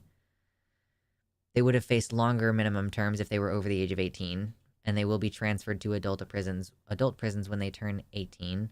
Neither showed a visible reaction upon being sentenced. Again, EAP. The judge said, "You will only be released if in the future it is decided you no longer present a danger. You both took part in a brutal and planned murder, which was sadistic in nature, and a secondary motivation was hostility to Brianna because of her transgender identity." Yeah, like looking back at the texts between them, they were calling her it. They were talking about her transness, and it was part of why they targeted Brianna for sure. This isn't important, but how did these people find each other? Like, how do you broach the topic, let's go harm someone for real? Yeah, I don't know. I'm not really sure. I'm sure that they went to school together, but I don't know how exactly you get into that conversation with someone.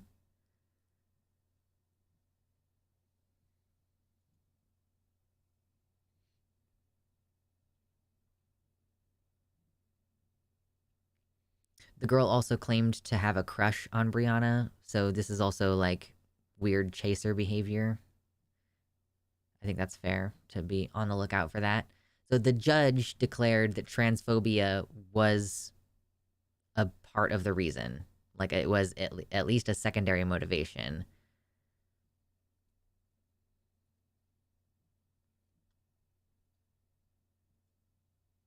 I think the girl is the one who is getting the longer sentence. Yeah, the young woman is the one who's getting the longer sentence because the judge says to her, "Scarlett, your motivation was to act out your fantasies," having claimed that she enjoyed killing this teenage girl. Let's see what else there is in here.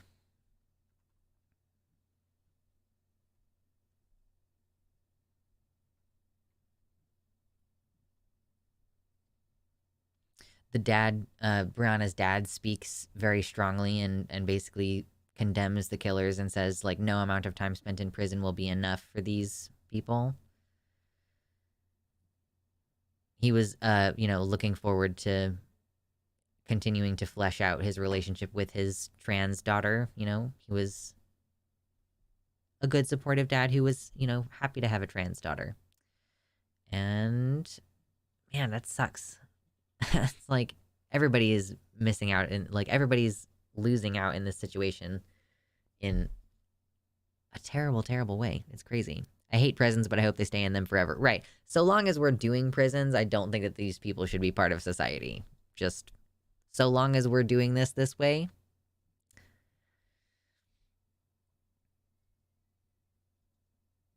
They have sociopath dar. It's like gaydar for sociopaths. That's how they find each other.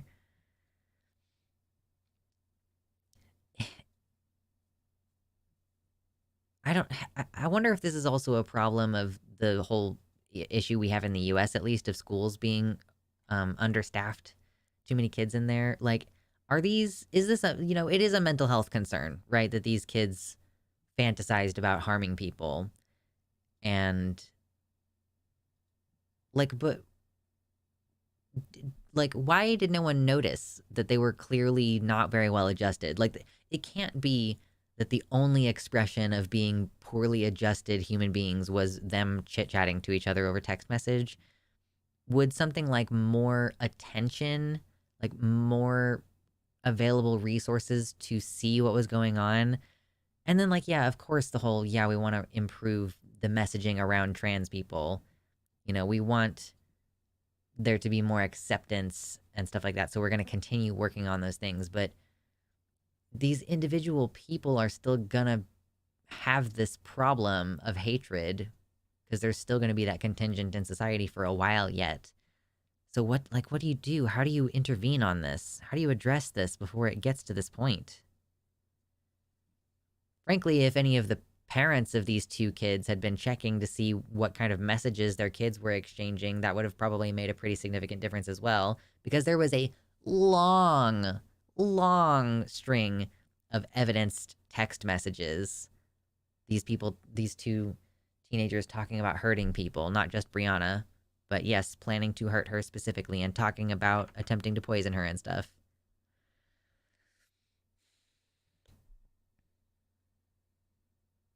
Neither of them had been in trouble with police before.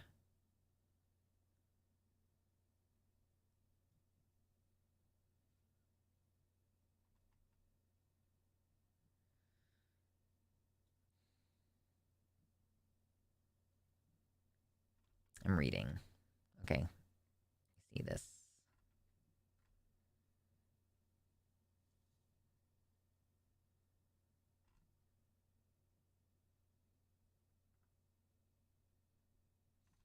I don't think this article has particularly.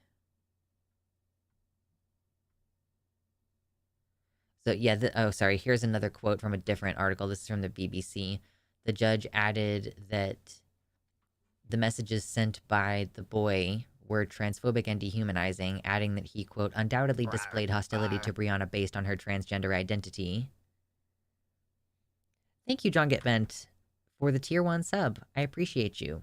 No comment, but enjoy your dicks. Yes. Thank you, thank you, thank you. Let me go ahead and change the stream total. I don't think I'm going to be flexing for you today. That's okay. I set the bar pretty high. I mean, I guess even on a normal stream day, it would be set at 100, so we're probably not flexing today. That's okay, though.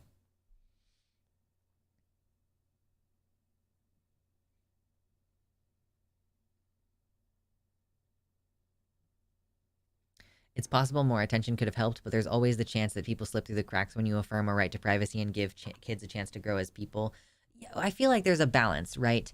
I feel like as a parent, if your kid just cannot have unfettered access to the internet, like you can't.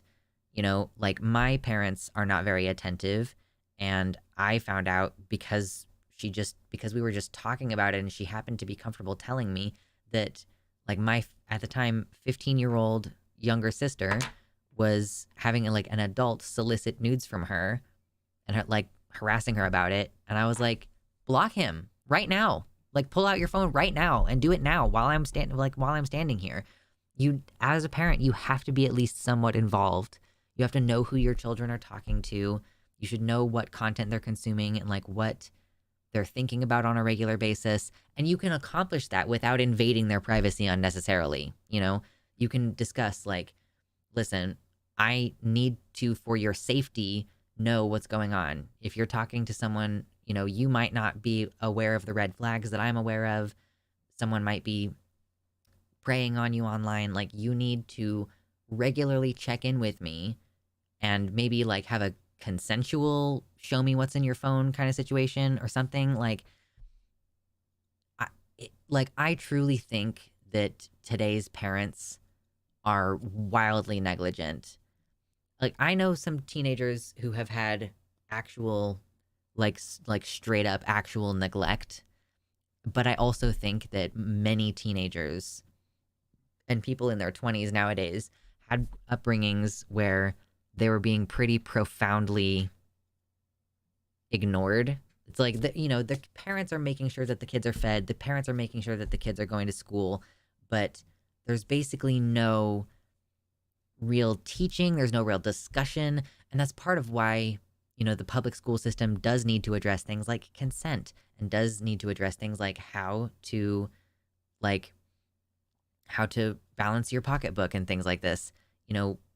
It's sort of expected that our parents know these things and will teach us, but no one taught my dad how to fucking save money or budget correctly or like how to invest money wisely.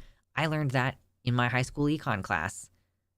And like, I didn't learn a lot of necessary skills because my parents didn't have them. So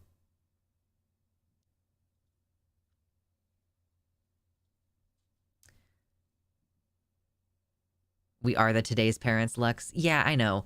Like, I guess, yeah, I mean, people in their 20s, I would still blame people who are in their 40s and 50s for what's wrong with the kids in their 20s these days. Completely correct on not allowing unfettered internet access. We're at a crossroads in humanity regarding technological advancement and how future generations should be raised. Yeah, you've got the Andrew Tates of the world radicalizing boys to being hateful toward women and domineering and like awful. And you've got, like, honestly, I don't know. There's so many different criticisms. There's like the whole groomers and Lolita bullshit. Like, again, my parents are fairly absent parents, and I was sent an Amazon wish list for one of my younger siblings, and there was like a Lolita dress on there, and I was like, Dad, you have to remove that from the wish list. Our like our grandma or someone is gonna buy this and not know that it's weird fucking pedo shit. And my dad was like, "Oh, I didn't even see that on there. I will delete it." And I was like, "Yeah, you will." Like, it's so frustrating. Like, I'm not even a parent and I can see that you are not paying enough fucking attention. Dude. So yes, I don't think that you should snoop on your kid's shit, but I think that you should have honest conversations with your kid. And if your kids are weirdly obsessed with serial killers like these kids were, I feel like you should have known that before they were even talking to each other. Like, well, how? Okay, that's a thing that you should probably have your kid checked up about. If your kid is like weirdly into true crime and serial killers, like, okay, when adult women do it, it's weird enough. But if your teenager is doing it, should I toss my Lolita? If you're an adult, I don't care what you do. But at the time, my like 8-year-old sibling did not need to be getting a Lolita dress for fucking Christmas. On the other hand, grandma giving a Lolita dress does sound like a funny story. Yeah, I guess.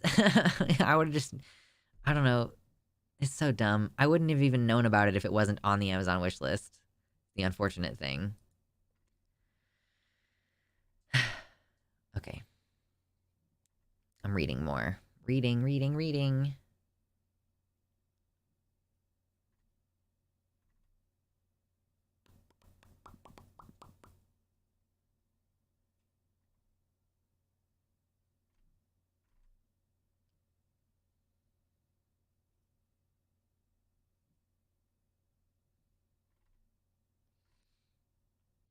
Okay, I think that there's only one thing left to talk about this. Sounds like the kind of funny story I would rather hear than be part of. True. You can set up alarms that don't require you to read everything your child does on the internet. I'm sure that there's all kinds of tools, you know.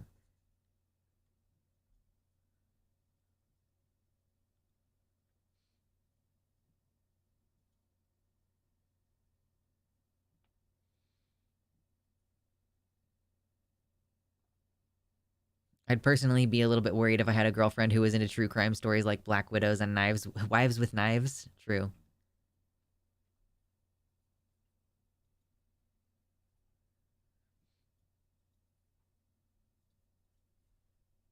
Unfettered internet access did give me educational resources my parents wouldn't have approved of, on the other hand, like about evolution.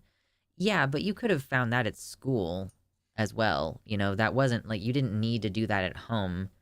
That didn't have anything to do with who you were talking to, like what kind of relationships you were engaging in, which is, oh, you didn't go to school? Okay, oh, the homeschool shit. Yeah, okay, that's fair enough.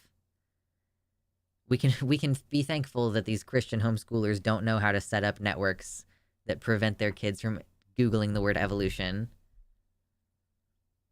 Media literacy should be part of the school. It usually is. It's called fucking English class. That's the media literacy class. It's your English class. That's where it is. That's the devaluation of the humanities, the devaluation of English class. It's like, oh, whatever, blah, blah, blah, about reading this book. It's about understanding the messages in the book and being able to have a coherent, like, ability to discern what influences are in the things that you're reading. What do the people who are writing the thing want you to think after you've finished reading the thing that they wrote?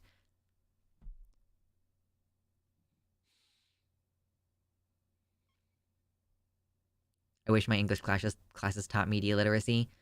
I guess I don't know what y'all mean when you're saying media literacy. Like, how to identify, like, the purpose behind a writing, like, the purpose of, like, what was the author thinking when they wrote this? What do they want you to think? Like, what biases could the author have that you don't even know about? Media literacy was a separate class at my high school. Okay, cool.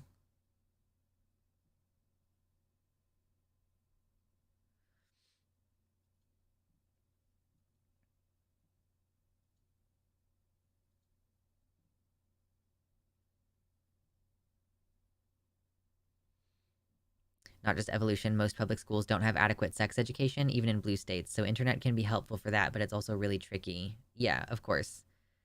Like I say, there's a healthy balance.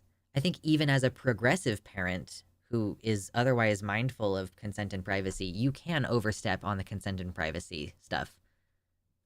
You can. There is such a thing as you having like too much access to your kids' stuff. Even the most well-meaning of parents. But yeah, like having a mixture, like who your kid is talking to for the most part. You know what they're thinking about, you know what media they're consuming.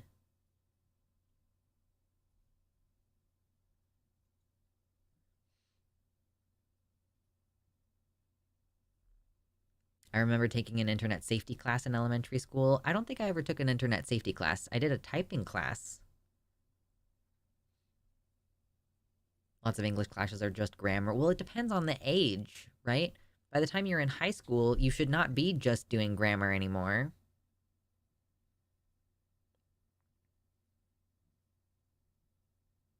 I think the most important part of this is being a figure in your life that your kids can trust. True. But if your kid is trying to commit a fucking murder, obviously they're not gonna like.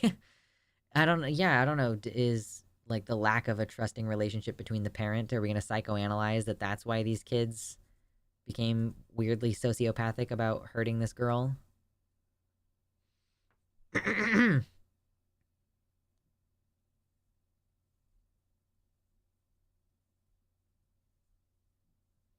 My mom would not be letting me talk to other queer people. Yeah, you would have to be savvy for sure. I'm not saying that kids are not still gonna like have to hide things. Before the age of the internet, my parents would read my mail and they would read my diaries. I got in the habit of not keeping a diary for many years due to their intrusion. I had zero privacy as a kid. Yeah, if your parents are really determined to overstep those consent boundaries for privacy, then you don't have the right to stop them for the most part. I think most kids with unfettered internet access don't end up murdering anyone though. Okay, and also to be clear, I want to maybe I feel like this has gotten away from me a little bit because I don't think I was initially trying to say I did mention like unfettered internet access, yes, but in this instance, like one of the things that I want to focus on is like who are they talking to? Yeah, and like the internet is the medium through which they're talking to people, right?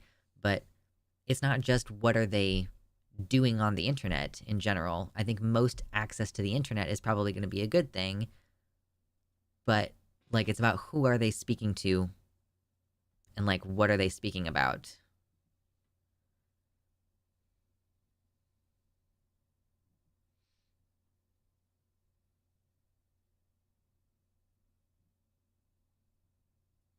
The curtains were fucking blue caught on as an anti-intellectual way for kids to complain about their English class. So I wonder how many people complain about not being taught skills they were too obstinate to acquire when it was being taught to them. I don't know. Yeah, it's like, do people actually care? Do people complain about not being taught those skills, or do they seem to me to be not interested in having any skills regarding media consumption? Like, I think that the curtains were fucking blue is the kind of mentality that results in Dan and Dave ruining the end of Game of Thrones. You know that they just they were like, whatever, themes are for eighth grade book reports. Like, no, actually, this is a very important thing about storytelling. As a matter of fact, you chuckle fucks, dude. Oh man. Um, I guess it's worth pointing out as one last thing on this that even the Daily Mail had to concede that Brianna Ghey was killed for being trans. Like, was killed for being trans. Teenage murderers are jailed, could face even longer in prison, blah, blah, blah. So, when the judge says it outright that her status as being transgender was part of it, even the Daily Mail can't ignore.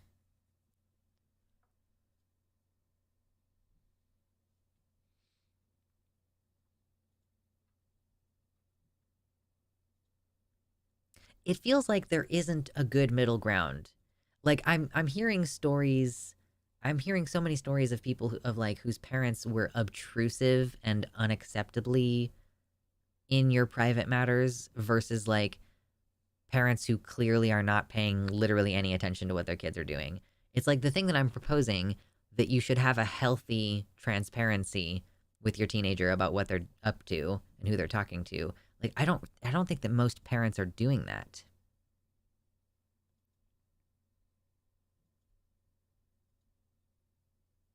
Ah, but did they concede that killing people for being trans is bad? True, I don't know. I didn't read the article.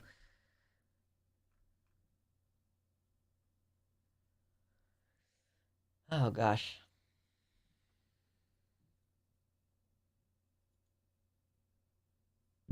Excuse me. Oh no, is there a discourse about bonus hole now? I have not been on Twitter as much, so it would not surprise me. There's still 85 people here. We're almost 4 hours into this show with 175 likes. This is a great way to kick off before a vacation.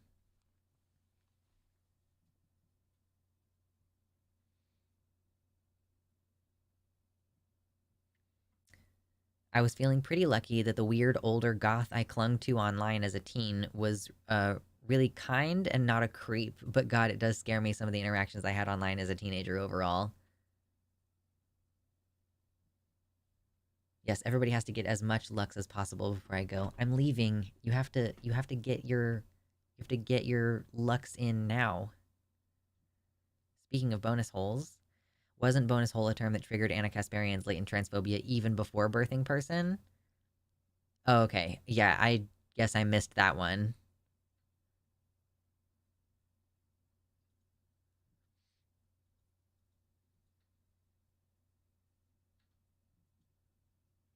I guess I didn't see what specific comments. Are you saying the mom, Esther Jai?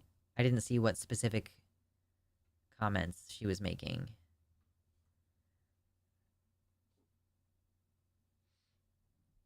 Twitter is just bot posting now. I genuinely didn't ever used to get any bot replies to my tweets, and now I get them pretty regularly if I post at all. Hello, Emma. Welcome in. Isn't the bonus hole the bussy? Yeah, the bonus hole is the trans guy pussy. That's what the bonus hole is. It's a boy with an additional hole. I've bought replies under all my tweets and even my replies. Love that.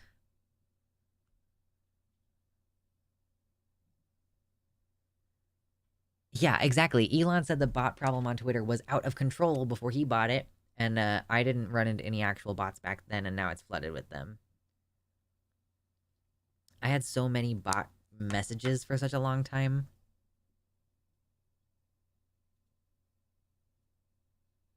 Any hole is the bonus hole if you want it to be. It's the one behind the knees. I guess an AFAB non-binary person might also call their front hole the bonus hole, maybe. So maybe you can get a like little femme non-binary person bonus hole.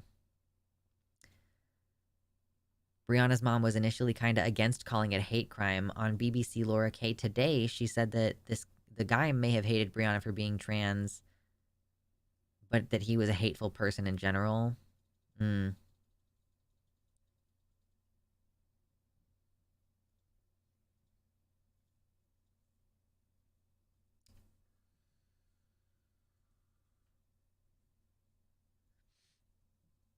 The real bonus hole is the third eye socket. The third eye just needs to open. Wow. I just watched Starship Troopers last night. That was a movie that I haven't seen in a long time. There's more boobies in that movie than I remembered. I think I'm done talking about this murder. Want to know more? Thank you, Sky. Yeah, the third eye.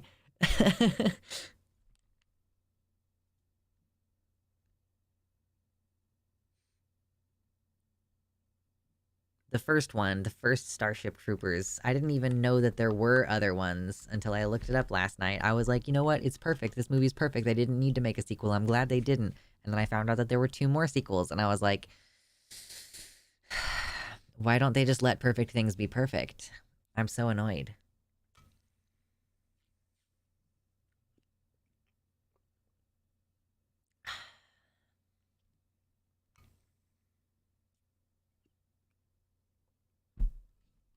Don't watch the sequels. I don't plan to. You think I was planning to? I'm annoyed that they exist. I'm not gonna watch the sequels.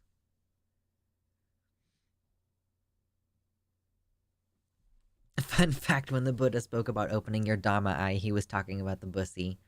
You just have to expose the bussy to the sun, and then you soak up the lunar and the solar rays into the bussy.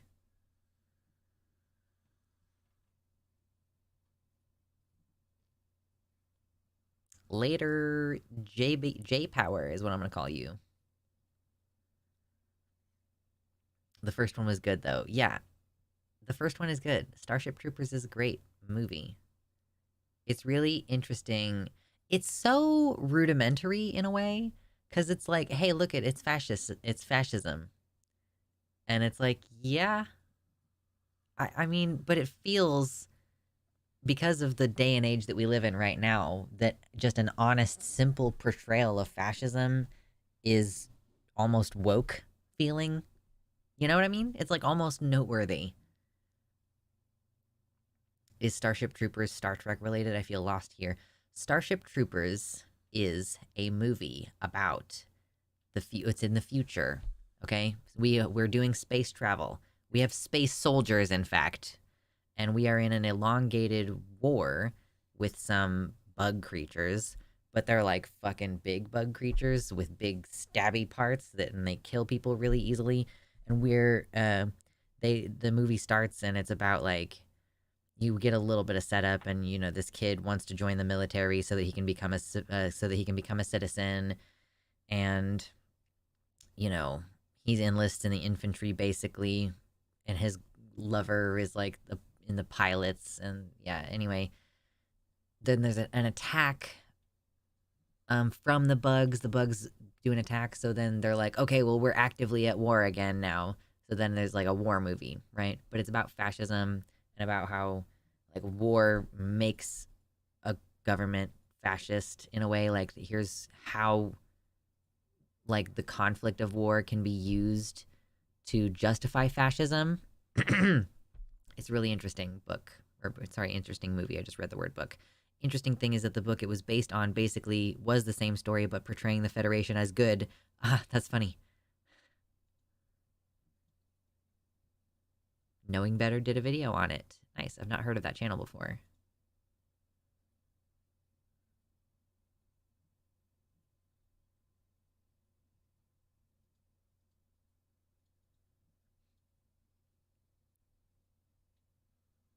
The bugs were defending themselves. It's based on a book written by Robert Heinlein in the 60s. Really good book to read for historical perspective. The overall message is pretty toxic, actually, and reads kind of like a propaganda for military leadership. Yeah, I could see that. Knowing Better's neo-slavery video is required viewing for any leftist IMO. I was watching a video before stream today about socialism. Like, it was a video called Why We Need Socialism, basically. And I think I clicked it because it said something about eco-socialism in the thumbnail. And one of the guys that was quoted during it, I think his name was Victor something, he said that saying eco-socialism is almost redundant because any socialist system seeking to, be stable and truly address people's needs, which a socialism system is inherently trying to address people's needs, then it is inherently going to be keeping in mind the ecosystem and balancing the ecology versus human needs. So I thought that was fascinating in concept.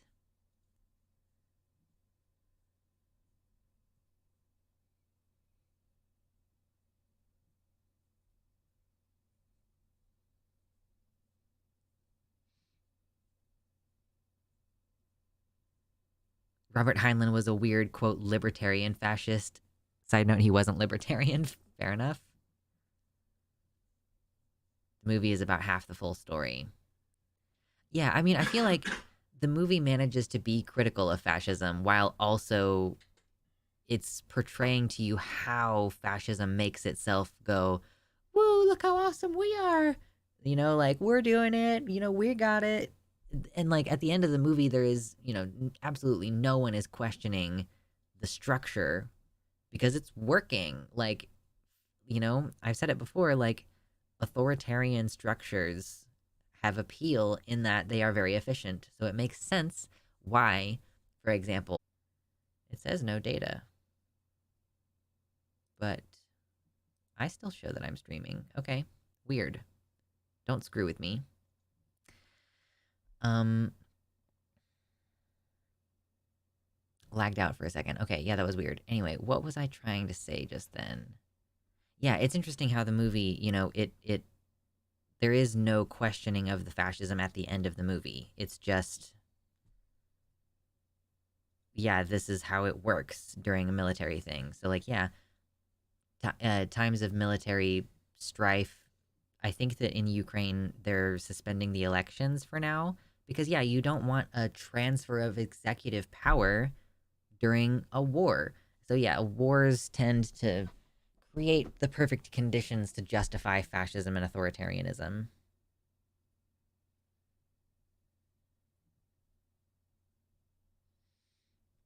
Eco-socialism is too centered on humanity for my liking. I mean, like I said, I think that the guy who I was quoting was basically suggesting that eco-socialism by its very nature, like, or socialism by its very nature, must account for the well-being of the ecology, the ecosystem itself. Like, that's what eco-socialism is. So it inherently has to benefit plants and animals in our surroundings.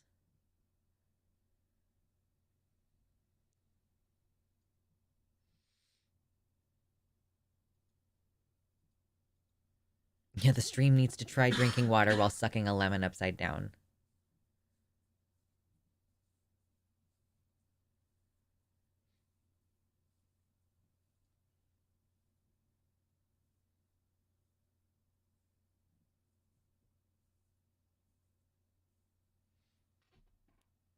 Just a little hiccup. Yes, there's another person. Calm down. We share office space.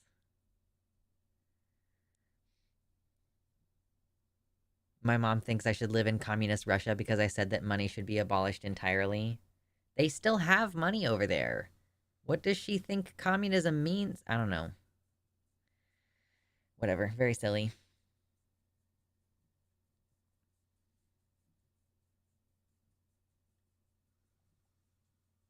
Lux has a bonus hole that's a mouth which only coughs. True. It's like teeth. It's like the movie. It's like the 2008 movie Teeth. I genuinely thought that was a meme when I first heard it. I was like, you know, I was like a freshman or something, and I really thought it was a meme. Hmm. I don't understand the title. I'm going on a vacation for like a week and a half or 2 weeks potentially. I will not be back until after Valentine's Day. So we're enjoying a politics stream and a hangout stream.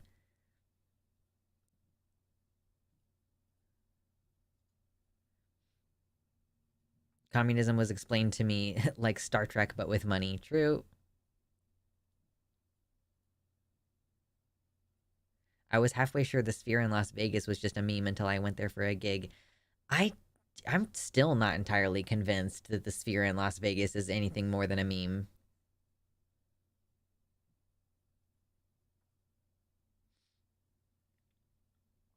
Ugh. Do we have anything fun? Do we have anything more fun stuff?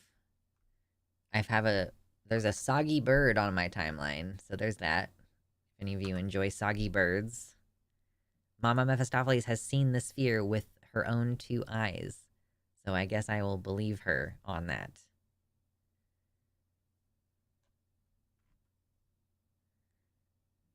That is a moist bird. That was surely a moist bird. I'm sorry, Emily. Dix is a subs only emote. It costs $5. Unless someone else does it and then you do it immediately after that, in which case you can add it to the combo. Sphere fake, true. Sag.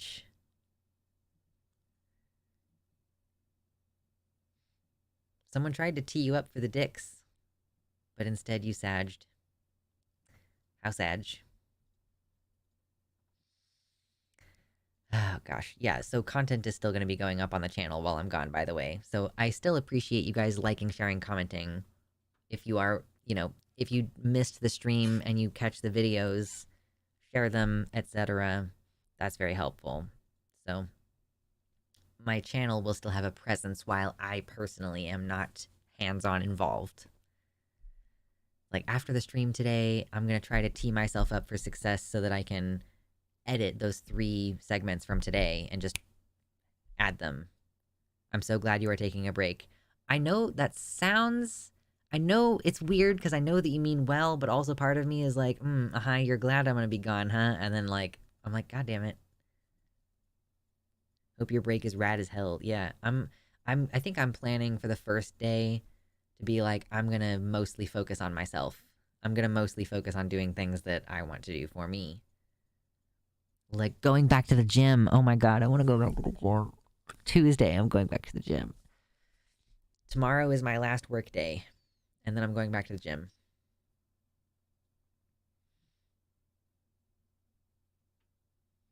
There we go.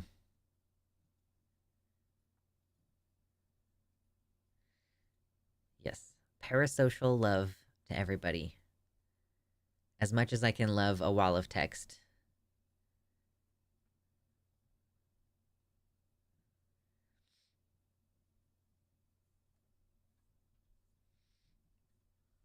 Gonna come back just in time for the 2-year anniversary of this show. 2-year anniversary. Parasocial gang rise up when Lux comes back. Listen, you all can still chat to each other in the Discord server. And if you really want to ignite the offline chat, you can, because this chat on my website is still active when the stream is down. Yeah, Discord is a thing. If Lux is gone for a week and a half, I will die of dehydration because there will be nobody telling me to drink water. We'll miss you, Divini. We'll miss you.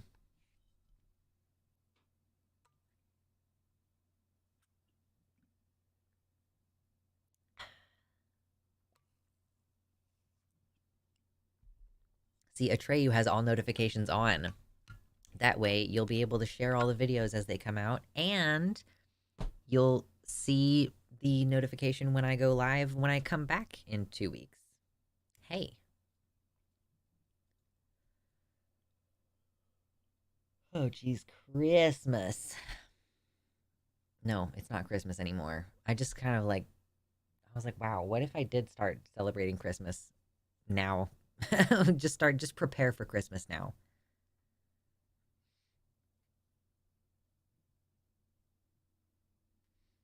What is the official date of your return?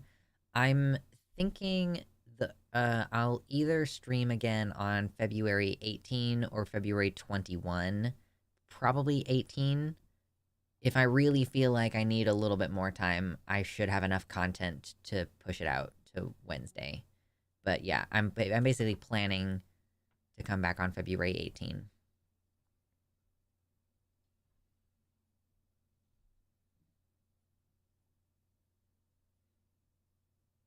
And then we'll just keep on keeping on. We'll do our regular two days a week, posting daily content on the channel, and fucking trucking along, dude. I'm gonna start saving up money so that I can travel across the country at some point, because that's gonna happen. Yay, Kansas! We're having so much fun. 186 likes. I had no anticipation that we were gonna get this far today. I had no expectations that this was gonna be how things happened. New energy for Angie. True. I will have much more energy for Angie. I'll rest and I'll come back and I'll be so ready to be Angie again. Before you go, apparently Elon did a 29-hour tweet spree. Really? He just didn't sleep for 29 hours? I have him muted, to be clear. But he was just tweeting and retweeting for a solid 29 hours. Wow. That does sound concerning. Yeah, I would say that does sound concerning. Cascadian Lux arc incoming. True. So this month, okay, I actually think so I think during the break, I'm gonna acquire some seeds for my garden this year, and I'm gonna start making content about that. I'll probably initially I'll share some pictures and stuff when I get my seeds on Patreon. I'll post a little bit of stuff on Patreon, and then I'll probably start posting little videos and stuff on my second channel. Probably Patreon as well, because I know not everybody on Patreon checks my second channel. And that's, I want people to see it. So I'm going to be doing community garden stuff this year, and you can start planting things indoors, usually in like the end of February, early March. So that's going to be happening soon. The best thing about Elon buying Twitter is it precipitating the downfall of his broader reputation. It really did. Like, I don't think that people were really looking into how poorly, like, how bad of a manager he is. I don't think people were really looking that closely at his operations until it started being revealed what was going on. Alexis, thank you for joining us. I am going to be going on vacation for 2 weeks. So this is my hurrah stream. I'll be back on like February 18 probably, and content will still be going up on the channel the entire time. I'm just going to take a little bit of a break. So, yay. I'm going to bake bread, and I'm going to go to the gym, and I'm going to rest, and maybe play some video games, and try to fucking chill for like a week and a half. Tomorrow I'm going to work because I'm editing videos from today, and I still have like 5 Photoshops that I have left to do anyway from the other content that I'm in the process of prepping, but I have most of everything done, and I'm basically like, okay, if I bust my ass tomorrow, I'll be able to schedule everything out and then just not have to think about it for a bit.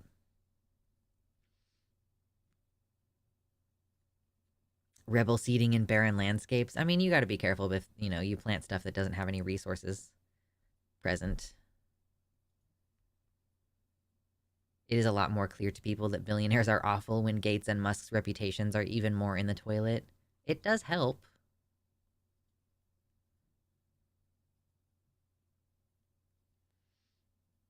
You know what's really funny, Andy, is you said bake that dicks. I didn't do it last year, but I did do it for Beltane a few years ago. That it actually is a pagan tradition for the holiday in May, May Day, like the first day of May. It's a holiday that's like the pagan equivalent of Valentine's Day. And one of the things that you can do to honor that holiday is bake bread in the shape of a dick and balls. And I have done that before. I did do that a few years ago. Yeah, it's pretty funny. So I'm gonna I hope I remember to do it again this year. It was a lot of fun. I should do a challah of a P word. That way I don't know. It'll be easier to make it look like what it is if I do it in challah, I guess, was the logic behind that. I don't know.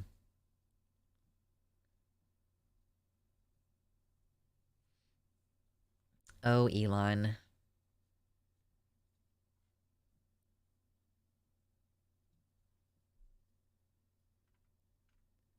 Let's just check right quick if there's anything fun going on trending before we wrap things up here. Controlling for the breads rising makes that sound like a challenge, TBH. Which one, the vulva or the PP? The vulva seems like it would be difficult. But, I mean, the penis is, like, simple enough. You get a long piece, and then you get 2 chunky pieces, and then there you go. You can also get, like, you could go to your local neighborhood. What is it called? Is it still called Cirillas nowadays? Go to your local novelty sex shop, and they'll probably have some bachelorette party fucking baking tins, and then you can bake bread in a tin that's shaped like a dick and balls.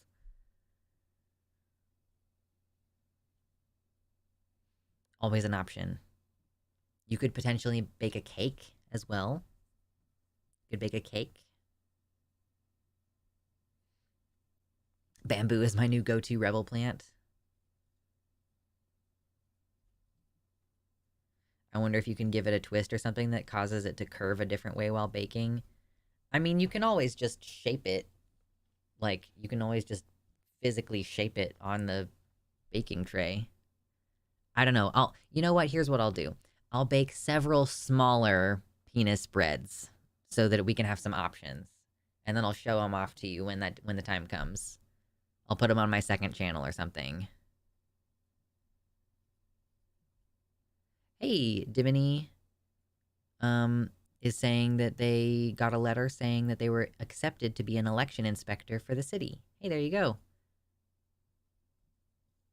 I appreciate you getting involved in your local politics. That's good shit. But yeah, that's what I'll do. I'll make several smaller penis breads. I won't have to bake them for as long. Okay? That's perfect. It'll be loads of fun. That reminds me of when someone brought an experimental shape of challah to the synagogue one time. Oh my god, the drama that exploded between the old ladies. The drama. Yep, it's gonna be a good time. Little vacation's gonna be fun, hopefully. I don't really have anything in particular planned. I mostly just want to fucking relax. And then, yeah, we'll come back rejuvenated. And then my birthday is next month, and I'm turning 30. I'm old. So, yeah. The challah was a spiral. Apparently that's too far. Too far. You're not allowed to do that. So, yep. Happy early birthday. Yes. This is not the kind of conversation I was expecting to have on this stream. The pee-pee conversation? You're young. I'm turning 30 in March. I know. I'm old relative to everything that I've experienced previously, okay? Let me feel old. I'm sure I'll feel older someday. But right now I feel old. The deal to show off pee-pee bread specifically? Oh, yeah, sure. I will show off pee-pee bread on my second channel, Luxander 2. Okay? Subscribe for pee-pee bread. Alright, I'm talking about bread too much. It's making me hungry. I gotta go eat food. Thank you all for joining me for a chill stream. For what it's worth, 30 is like late 20s, but you can't drink as much. Oh, I already can't drink very much. I already gotta be careful with that. But yeah, thanks everybody for hanging out. And I will plan to see you as early as February 18. Okay? Thanks. Much love.